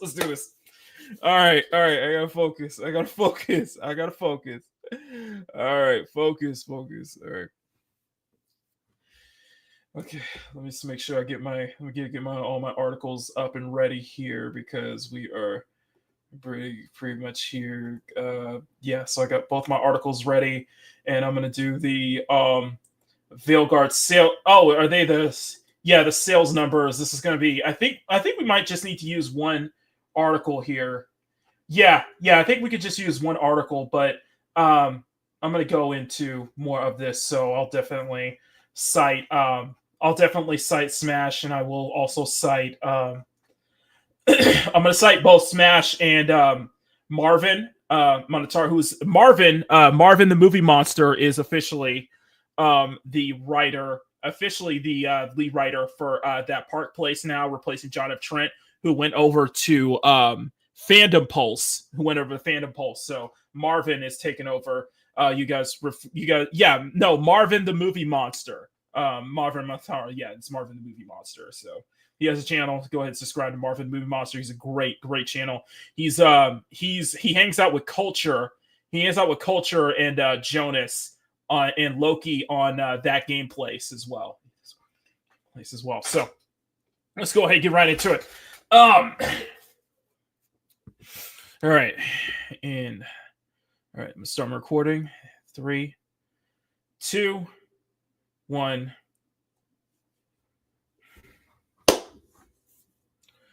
Good morning, good afternoon, good evening, good night, wherever you are. My name is Makini 90, artist, journeyman, and illustrator, and welcome you to another commentary video here on the Makini Draws channel. Hope you all are doing well today. So, Dragon Age, the Veilguard. After about 2 weeks, there has been a lot of talk with this game. There has been a lot of discussions. There has been a lot of controversies. There has been a lot. This has definitely been in the headlines for ever since this launch day and even before that. But there have been some very interesting things that have been going on in regards to Dragon Age the Veilguard, BioWare's latest title. And it seems that the future for this title is pretty bleak. And it might be a sign of BioWare's future moving forward as well. What I also want to bring up is kind of my personal thoughts after what I've been seeing so far, and I have been and what my personal concerns regarding this being a Game of the Year candidate and how it really delegitimizes the pretty much the people who are giving this 9s and 10s and perfect scores and citing this as Game of the Year material. But we'll get all into that. But before we do so, of course, guys, smack that like button, make it jiggle. Smack that subscribe button, make it jiggle if you guys want to see more content from me. And I appreciate all of you for watching. This one, I'm gonna hit 2 articles on this one. The first one I'm gonna cover is one from Marvin Montanaro over at That Park Place. Go ahead and check them out. Unhappy Dragon Age Veilguard players reportedly demand refunds in droves. Sources close to BioWare and EA have reported that refunds for Dragon Age the Veilguard have reached unprecedented numbers since the game launched on Halloween, October 31st. If one were to keep their media consumption to outlets like IGN and Kotaku, they might be led to believe that EA and BioWare's latest action RPG is unmitigated success. And we're going to get to that too. The game received rave reviews and tortured the incoming title peak's current player count at 89,418 as its triumph, despite never reaching 100K player mark, 100K peak numbers on Steam. And that is the highest player count on Steam right now is 89,418. However, success close to the game's development have been coming out of the woodwork to spill the story of what's been reportedly going on with prominent independent YouTube personalities. Simply put, it's not looking good for the once popular studio and the once beloved franchise. Of course, YouTuber Demion has been covering this game's release extensively. His source claimed that not only fans are demanding their money back, but an unsatisfactory experience now that they're demanding money back in their huge numbers as well. Sorry if I get that wrong. Also told in terms of, and this is his quote, "I'm also told in terms of refunds that the game has currently has at least 30,000 refunds in the past few days," Demion said in his video, which will be linked as well, which is not good for your game, which has barely sold 500,000 copies and hemorrhaging players like this. So generally speaking, Veilguard isn't a commercial success. And it seems to be the case despite the media push and such like that. The Steam platform allows players to return games within 14 days of purchase for a full refund as long as the player is logged in less than 2 hours of playtime. This provides buyers a perfect opportunity to try new games in a no-risk scenario. Refunds are also issued through PlayStation and Xbox's digital stores within 14 days of purchase. Brick-and-mortar stores like GameStop, Walmart, and Best Buy typically only accept unopened games for returns. If the refunds are Veilguard as hefty as reported here, it would appear that BioWare's new approach has this storied Dragon Age RPG franchise is not resonating with longtime fans. This would also point a massive divide between media outlet and reviewers and the average gamer. Most outlets gave the game highly favorable ratings, referred to it as a return to form for the series, almost in unison word for word. And that was something that was pointed out by a lot of people, is that a lot of these outlets were referring to this game as quote unquote a return to form for BioWare and for the Dragon Age series as a whole. And with the refund process, for what I was listening over, is that specifically when it comes to GameStop, they will only give as refunds as upwards as up to $20, and that's about it. And this is, if it's only as up to $20 for a refund, that's not good, especially for a game that was released only 2 weeks, especially for a AAA title as well. While IGN rated it 9 out of 10, Eurogamer gave it a 5 out of 5. However, the audience review scores tell a far different tale. Now, there have been plenty, and I mean plenty of reviewers, and it's been definitely a mix between both the gamers and the critics. One of the most prominent, and I think probably the review that everybody cites is, of course, Skill Up's review, which he was not happy with the title at all, and he pointed out a lot of problems with this game. And even more so, I've heard many reviews from other people who are playing it, like Hypnotic, like Demion, like as I mentioned even before, and like other people such as Nuri, plenty of others who are, reporting all the problems with this game and how this is not a 9 out of 10. This is not a 10 out of 10. This is not a Game of the Year contender, especially from one such as Legendary Drops as well, who did an excellent video that I would highly regard everybody to watch that video when they get the chance to. I will put a link to that below in the description. This is one user wrote, "Dragon Age the Veilguard is an insult to longtime fan." And Google user Marcus Waters said in his Google review of the game, "It feels like a Fortnite season with this light tone, forced humor, far cry from the dark, gritty atmosphere of Dragon Age Origins. An 8 out of 10 for how intense the immersive fantasy can be. Veilguard barely reaches a 2 out of 10 by comparison. The game goes out of its way to be inoffensive, but there's no real conflict, no tension, no compelling nothing compelling. The villains are generic, no complexity, no complexity on purpose beyond anything evil. Solus shows up, but only briefly, leaving the rest of the cast to carry a flat, uninspired plot. Of course, Waters is not alone in the opinion. A vast majority of Google's reviews are 1 out of 5, and even look through the Metacritic scores are not favorable as well. And I think if you go on Steam, in fact, let me look up Dragon Age the Veilguard on Steam. Here's the Veilguard. Let me go stop this recording here. Okay. So, and let me check this out. So, yes. So, views have definitely been a mostly positive on Steam. So, on Steam, viewers are mostly positive with a 72%. However, there are definitely, if you scroll down the Steam page, there are definitely some outliers here. However, it might be a case where Steam might be curated. Steam might be just, it's a very mixed bag from what I've been hearing over the last 2 weeks regarding Dragon Age the Veilguard. This is from my same source that I shared previous Dragon Age pre-orders numbers with, which was in my video a few days back, and Demion said, a quote, apparently, according to pre-orders for the Veilguard, were even less than initially thought. I told you the last video were roughly 115,000 total pre-orders across all platforms. That's digital and physical, by the way. And the new info that my sources told me that the numbers may have been too high. The number that they are hearing from EA is that it's actually between 70 and 75K pre-orders before total release, which is not good at all. In total, what I'm told is that Veilguard may have sold overall, but anyway, in the 500,000 range, which he said, which may sound good to some, but this is completely abysmal for a game at this level. And that's a good thing to point, because something that was pointed out regarding the Veilguard's numbers and sales was that whenever a game usually gets 1 million in sales, they will actually post it on social media. You've seen it many times before, many games this year that have hit 1 million in sales. In fact, even Team Asobi's Astrobot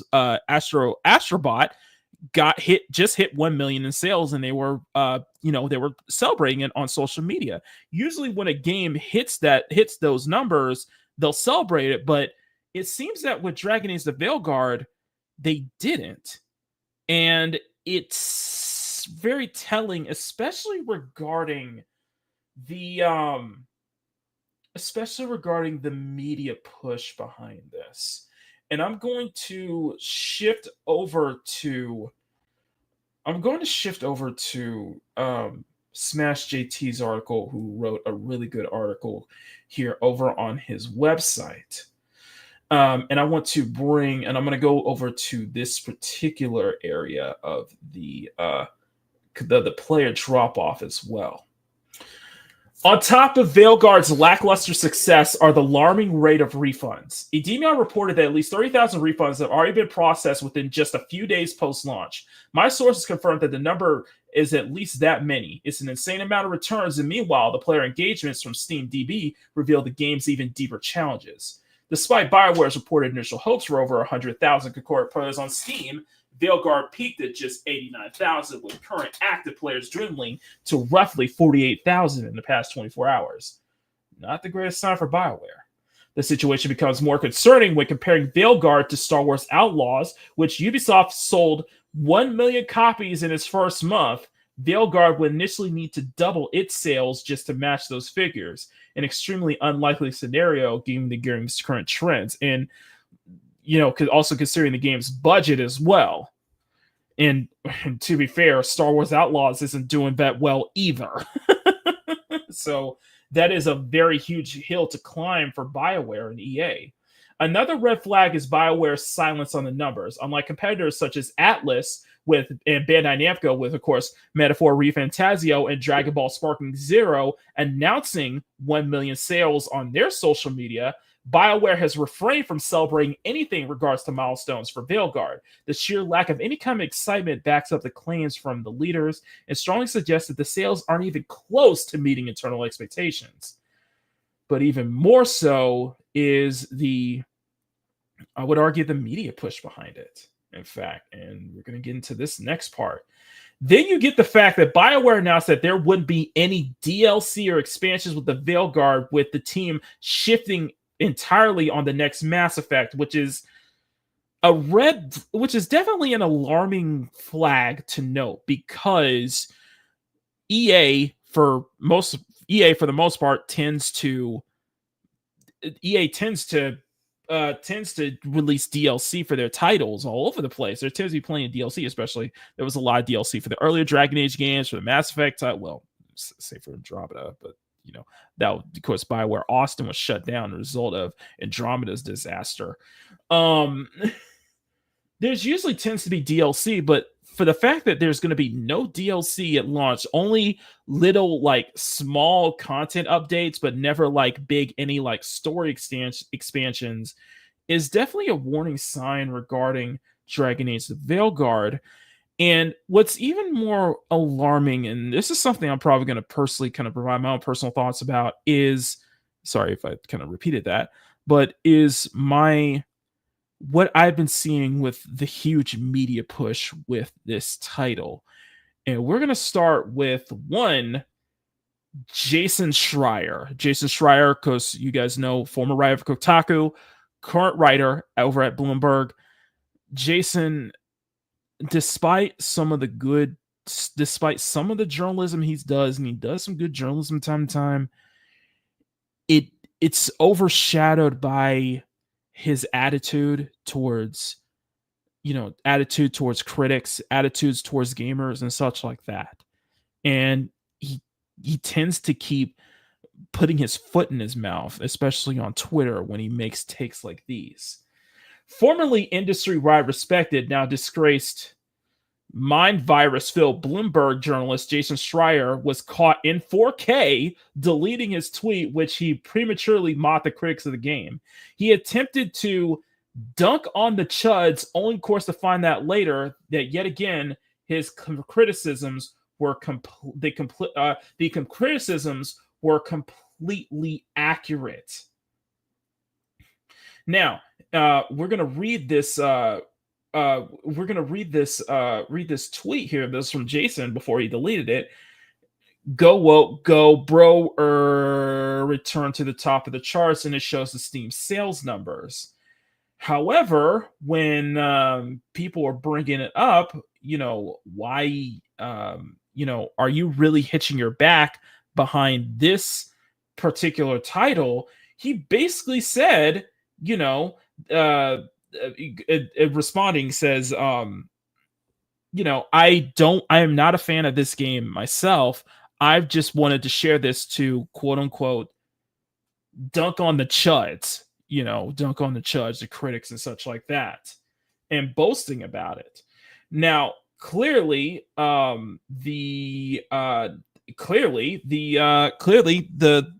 numbers say otherwise, and he suddenly deleted the post, and nothing was said of that. In fact, Grums, who posted this, was saying, Legacy reporter Jason Schreier caught in 4K deleting his Dragon Age the Veilguard, posting Dragon Age the Veilguard as top of the charts, which he posted to dunk on the chuds.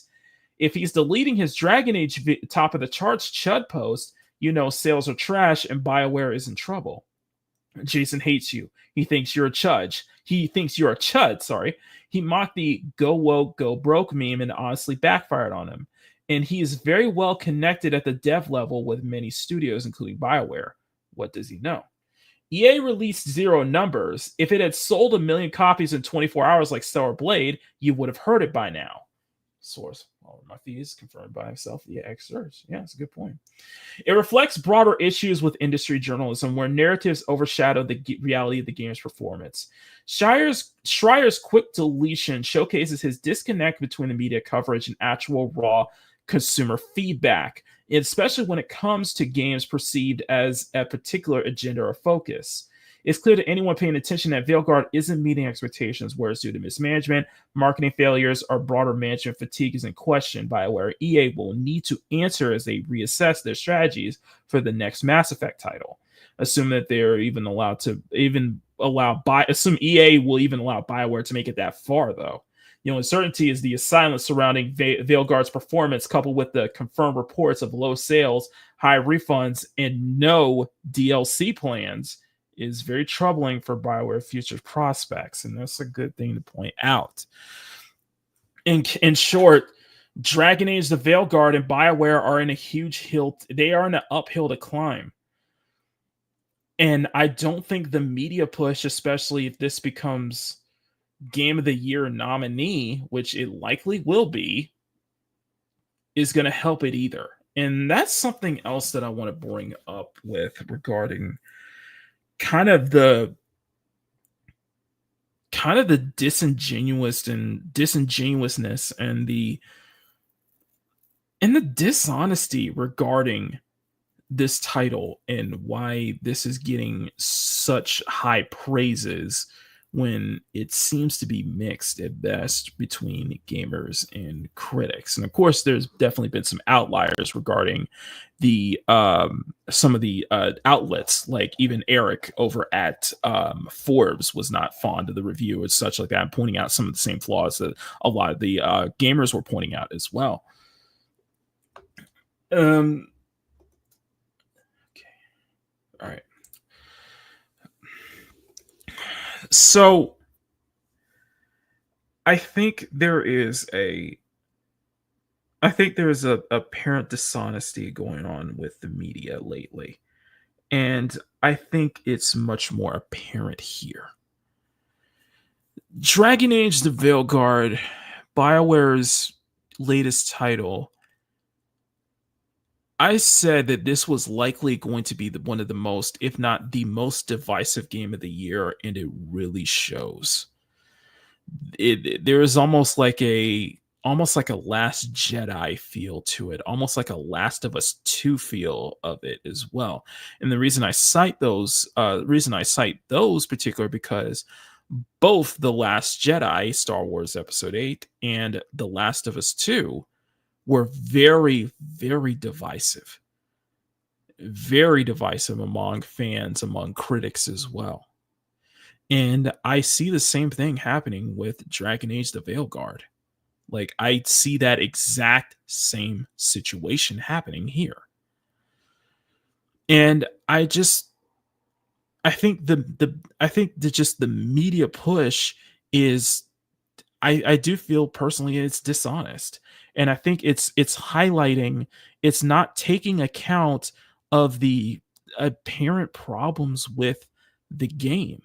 Like, I asked in my last Dragon Age video, when I was, criticizing some of the takes that former BioWare lead writer was saying over on his Blue Sky account, David Gator. What way does this look like legitimate potential Game of the Year material? Because I don't see it. I just don't see it. And from what I've been seeing so far, from all the videos I've been watching, from the people I've been following who've been streaming the game and such like that, I feel like my personal opinions are kind of justified regarding that. Like, the writing is too hand-holding. It's like it's too much with kid gloves. There's too much kid gloves here. Like, they iron out all they smooth out so many edges to where there's no edges at all. You can't have any like serious moments of tension only until like the last couple of hours of the campaign. But there needs to be like legitimate tension. There needs to be legitimate like stakes involved. And everything is being approached with kid gloves. And it's just the way, not only the writing, but the dialogue feels very off. From some of the characters, it feels there's too much of what, like what Skill Up was saying in his review. There's too much of HR interference. Like, there's too much of like HR had to step in and say these things, had to say, oh no, you can't put this thing in, and put this thing here, you can't talk about this, you can't promote that, you can't push this. And it's so much more apparent regarding regarding one of the companions, Tosh, the non-binary Canary. From nothing and I know this is going to be a little bit of a rant here, but there is nothing, if there's anything that symbolizes that Dragon Age the Veilguard is not Game of the Year material, it is with how the character of Tosh is written and how character is presented. The problem is not that the character is non-binary. The problem is that it is so shoved in your face. It is so much of an after-school special, and there is too much having to trip on eggshells regarding this particular character.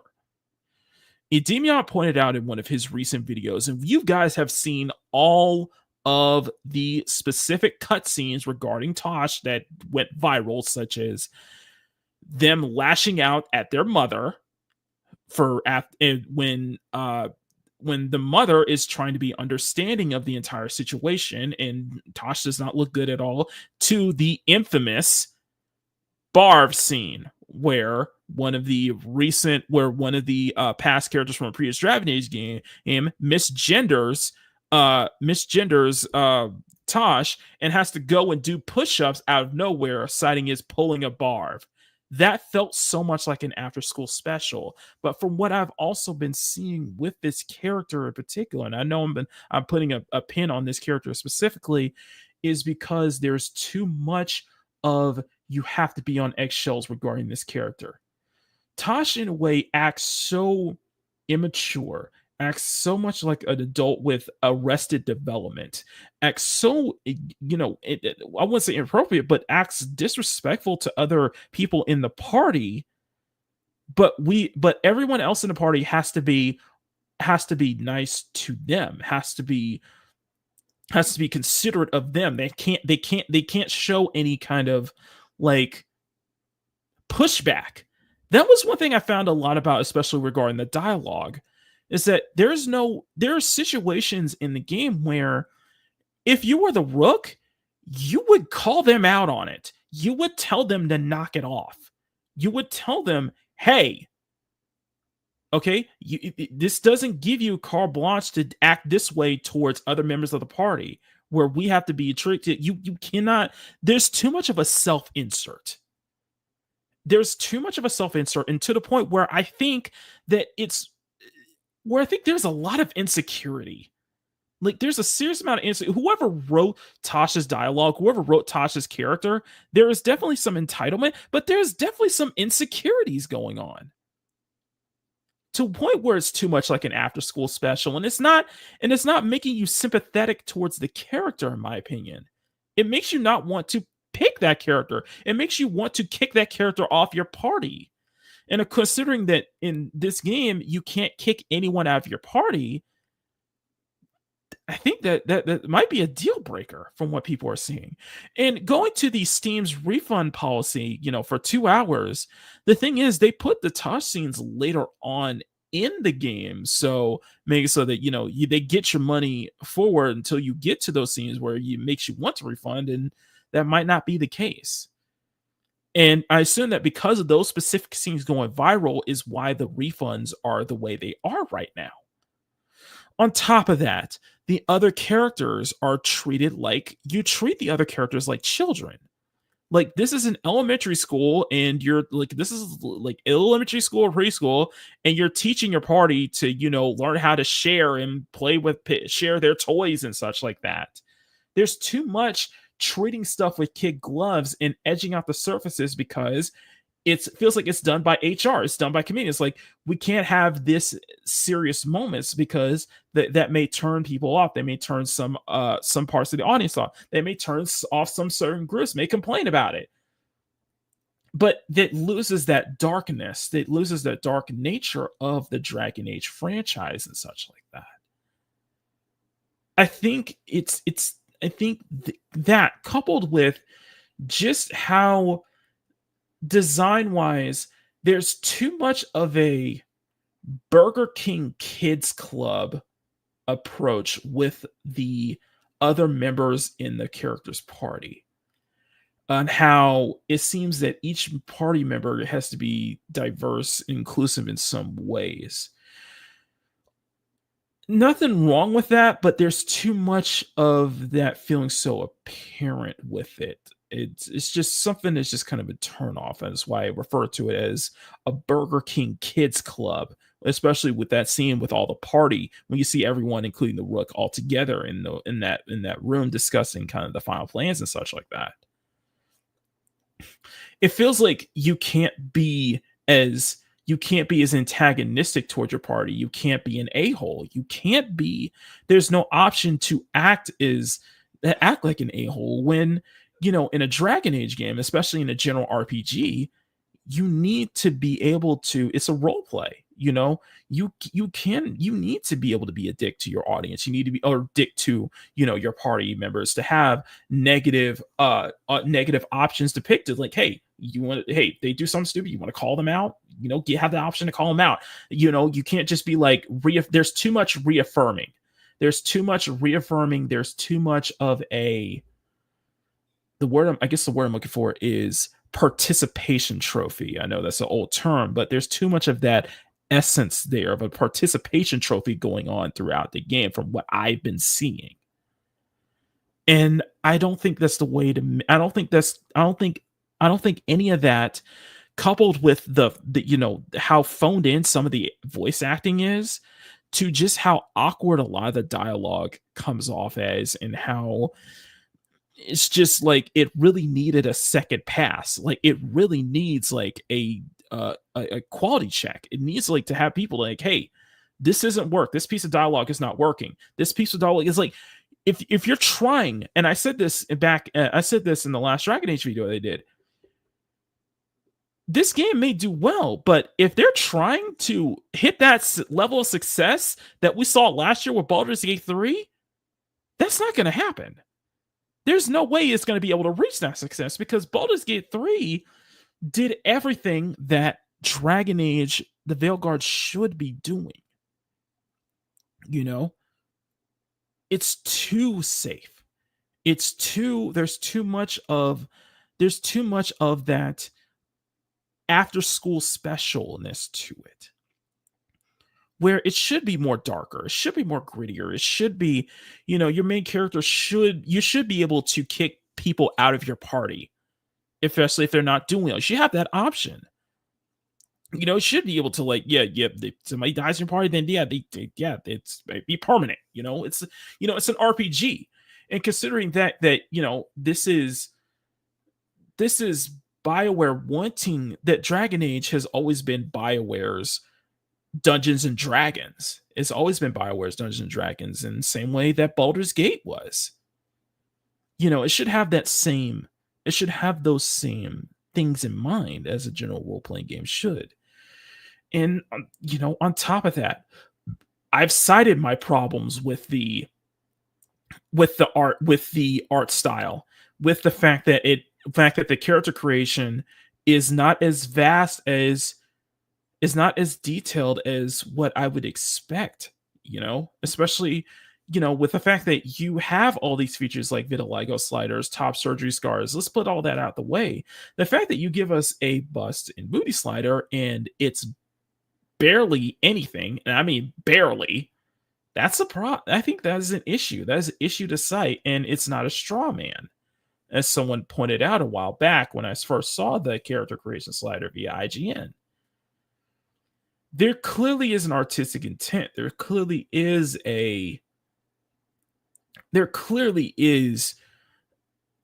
like especially with the color palettes and such like that, especially with the very DreamWorks Shrek-like art style, especially with all the characters and such like that. This is done clearly out of intention, and I will always cite Skill Up's review in that the whole, you don't accidentally end up with characters that look like this. And I think he accidentally said the quiet part out loud when he brought that up.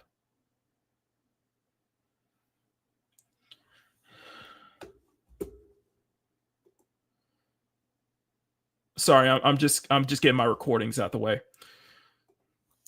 Listen, with everything that I've seen, which is how underwhelming everything is, the combat, from the combat to the writing to the dialogue to the art style to the character creation to everything, I just don't see this as game of the year material.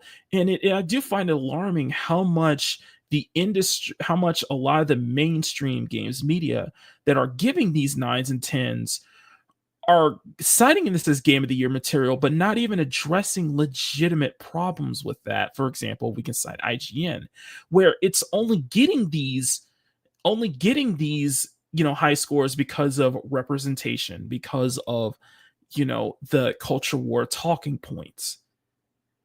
And that just does not, it makes it more subjective than an objective game of the year contender.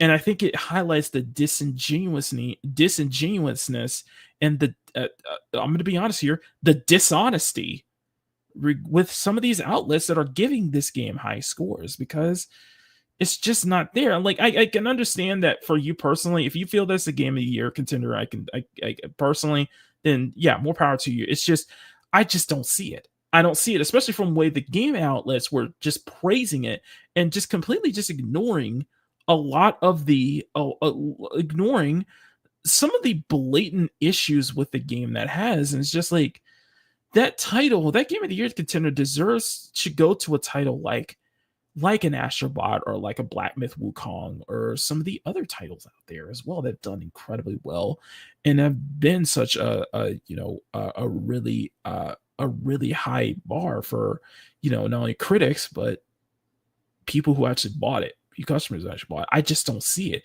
It's too divisive. From the way I see it is that, when the Game Awards roll around next month, are we going to see a Last of Us 2 scenario where The Last of Us 2 back in 2020 garnered so many awards, including the obvious Game Awards, the obvious Game of the Year award, despite the fact that it was incredibly divisive. And there was a lot of controversy behind the scenes. And I understand that if it's just if it was because the controversy was so tied to the culture war nonsense, then okay, but it actually is the praising everything, the way the game is praised, the way it's getting these high numbers because of these representation things like that, and being able to see yourself in those things of that nature. That is, in some ways, that is political and that is divisive, and stuff like that can be divisive. I just don't see it. But all in all, I just in the end, I just don't think this is a hill. It's an uphill. This is a huge hill to climb. And so many games of this nature have done it better. Like I saw Baldur's Gate 3, but I also cite stuff like Disco Elysium as well. They do it so much better than this, and they don't hit with kid gloves. They don't edge out the surfaces,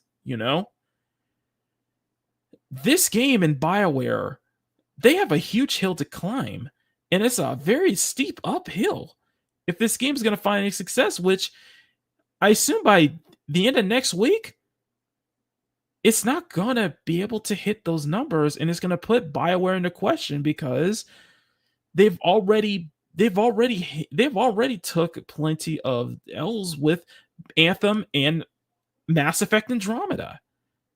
Those were huge stains on their career. It is a huge stain. It's a huge those are black marks.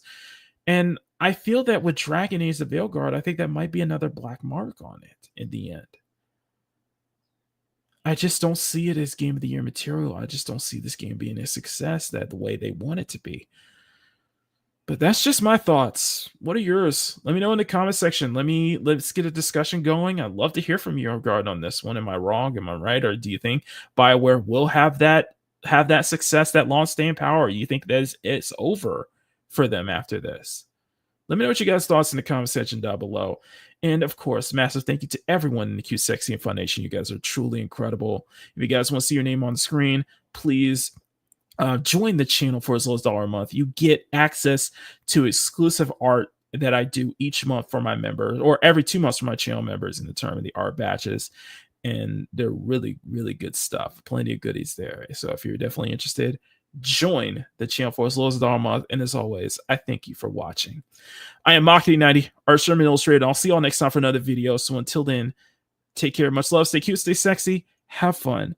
Never apologize for wanting attractive women in your media, especially in your video games, because let's be honest, when I look at that character creator and look at the art style of Dragon Age the Veilguard, that was the last thing on their mind. You can come out with that. And above all else, never stop drawing. Okay. All right. That was the video. Okay. So I have my video. 17, 13. Yeah. So it's going to be about a 35-minute video. So screw all of you. Screw all of you. Yeah, it looks like it's going to be a 35-minute video. Screw all of you. I hear you, Sean. Power. Riot Kitties. Constant changing the orcs. What, Sean? You know what, Sean? Piss off. Piss off, Sean. Anyway. So yeah, that was my final. That was my final. So my final push, my final talk towards this whole thing with Dragon Age the Veilguard. So that will be a video for next. That'll be a video for this week. I'm gonna try to have it out by Thursday or Friday. Because I know probably by that time, Dragon Age will come and gone. The talk around Dragon Age will come and gone, and the talk around Dragon Age will already be come and gone at this point, and we'll move on to other topics. But I just wanted to really bring my final thoughts on this matter. And I know I'm probably going to get a lot of discussions regarding this. It's just I found it very interesting with the Veilguard, and especially these past couple of weeks, we've been covering it over and over, and it's been really, the future. I do think that there is some concern with BioWare's future. Is the next Mass Effect, is that going to have the same? Is the next Mass Effect going to have those same issues? Is the next Mass Effect going to be the same? Because it's the same team.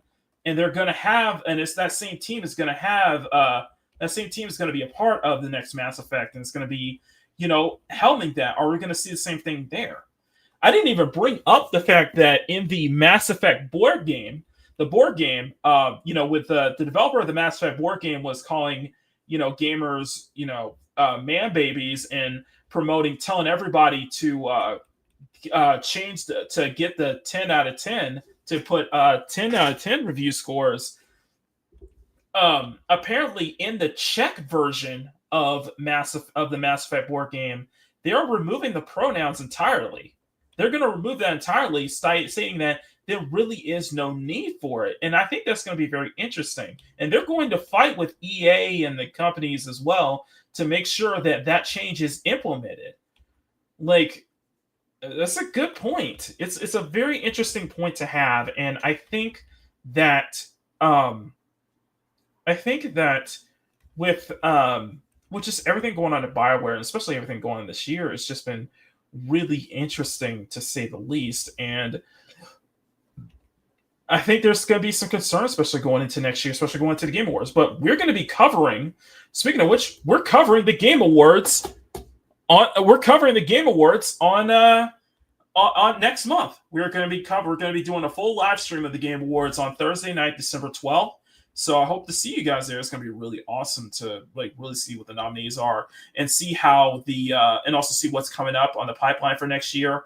It's going to be real interesting. It's going to be a real fun. I think we're going to do a lot of roasting there too. So I'll try to make. And I'm going to make the Game Awards, I'm going to make that stream more of an open forum. So if anybody who wants to hop on and watch it with us, we're going to watch the whole thing from start to end. I'll see if I can make space available for an entire team. So the whole team. Now, what's coming up this week is going to be the Dragon Age video. I'm going to be working on this one right here for Kim Possible. I wouldn't be surprised if I got this thing done by Tuesday. because I'm pretty quick about it. I'm pretty quick when it comes to that about it.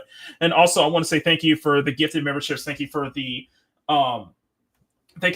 super chats as well. That's helping towards making up the $160 that I had to pay to remove the copyright strike on my channel because my stupid butt because I was an idiot and I should have checked where I got my thumbnails from. But it's a lesson learned, and it's a lesson learned, and I'm not making that same mistake again. What else? The batches have been sent out, guys. Looking forward to that. Appreciation of Snow Dub. I'm looking forward to his remix, his booty break for my remix that I did. You guys I'm glad you guys really like the remix as well. I put a lot of time into that. I actually redid that twice. It's been a lot of fun, and I know I think we're probably gonna have some more stuff going on I know we're probably gonna have a lot more gaming news coming out this week. I'm very interested to see what's gonna happen with Ubisoft and such like that. Especially the next month. Just next month.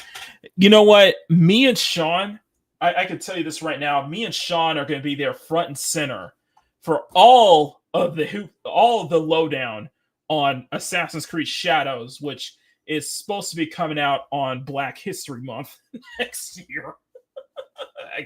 And if you guys remember, I had some ish to say about that. I have some serious ish to say about that. But we're probably going to hear some more news and such like that. As far as what I'm playing right now, I want to get into the Snowbreak controversy, but I might save that for tomorrow. I actually might save that Snowbreak stuff for tomorrow. So, but what I want to do is I just want to finish up this base sketch for Kim Possible, for our stealth suit Kim Possible here, and we will and we're gonna go ahead and wrap it up. But thank you so much. Thank you, everybody. Again, like I said, I've been really into doing these. What's the word for it? I've been really into I feel like I've been getting faster at these. I legitimately feel that I've been getting faster at doing these. So I am going to be I'm going to be spending the rest of the day getting everything ready for Makini in the morning tomorrow, and then of course getting the 5-day forecast ready, and then also getting the video started as well. So I have a lot on my plate today right after the show. So, and I think that should be it. If I can, I'm going to squeeze some time in to do some I'm going to squeeze some extra time in before the end of the night. I'll squeeze some time in to get started on the line art at least, and then hopefully by tomorrow morning's show we'll be already on the line art and doing the flats next. So like I said, guys, thank y'all so much. If you guys can, please smack that like button, make it jiggle, smack that subscribe button, make it jiggle as well. I really appreciate that. We do need to do something special at 2,500 subscribers because we're inching really, really close to that 2,500. We are at currently, I am at 2428. If we can get to 2,500 before maybe in the next week or so, maybe in the next couple, maybe before the end of this month, that'd be awesome. But we still have a hill to climb to get to 30,000 before the end of the year. But we do need to do something special at 2,500 subscribers. So if you guys have any ideas, let me know. And I think it should be it. I think we're ready. I think Kim is ready. I was surprised. I was kind of surprised because I let you guys vote on it, and I was kind of hoping that you guys were gonna vote on a stealth. Vote on a stealth look for Shigo, but you guys wanted that. You guys want more of that urban stealth, KP, the almost Jason Bourne like like through KP as well. Which is pretty cool because I can show off kind of how our outfit looks on the side. How our outfit looks on the side as well. That'd be really cool. We can do some really cool shit with that. So there we go. Anyway, I'll take care of it later. Anyway, I'm gonna get out of here. I need to get something to eat, and I got a lot of work to do. So thank you guys so much for watching. I'm Makini 90, Arts German Illustrator, and thank you all for tuning in to the the sexiest Sunday afternoon art show on YouTube, Makini Live. So good. It's so good to be back. So good to be back and copyright strike free, baby. All right. Until tomorrow, stay cute, stay sexy, have fun. Take care, much love. Never apologize. Never, ever, ever, ever, ever, ever, ever, ever, ever apologize for wanting attractive women in your media, especially in your video games, because shit. Well, that's how the industry is right now. They always apologize for wanting attractive women, man. Not here. Not here. And above all else, never stop drawing. Have a great rest of your Sunday, guys. I will see you all tomorrow morning for Makini in the Morning. Until then, I love y'all. Peace!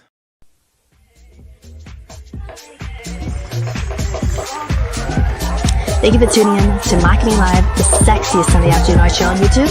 Remember to smack that like button and make it jiggle. And make sure to share the stream out, everyone. The more eyes we get on the show, the better.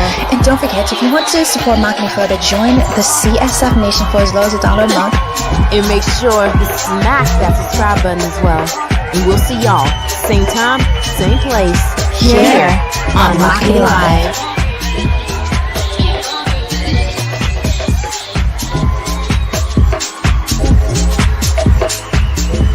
Makini Live is filmed before a live studio audience right here at Makini Studios in Pacific City in Arcadia Village's North Tower.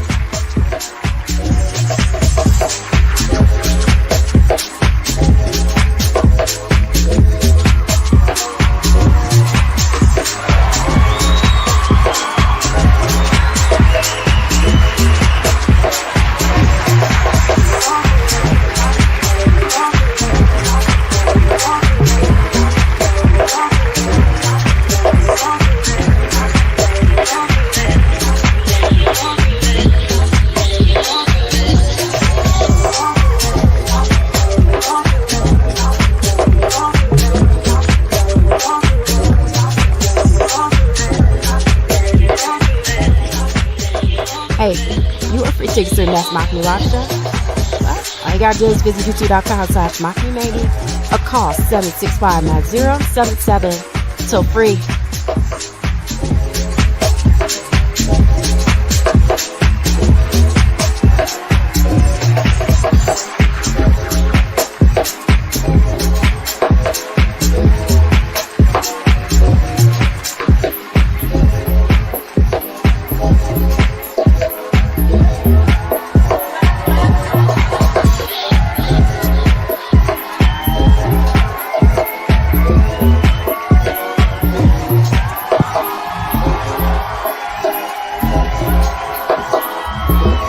Makini Live is produced by Silver Knight Productions with Makini Charles Productions in association with Anisolmaka Television and Macarabegs Entertainment and is distributed by CSF Nation Domestic Television Distribution.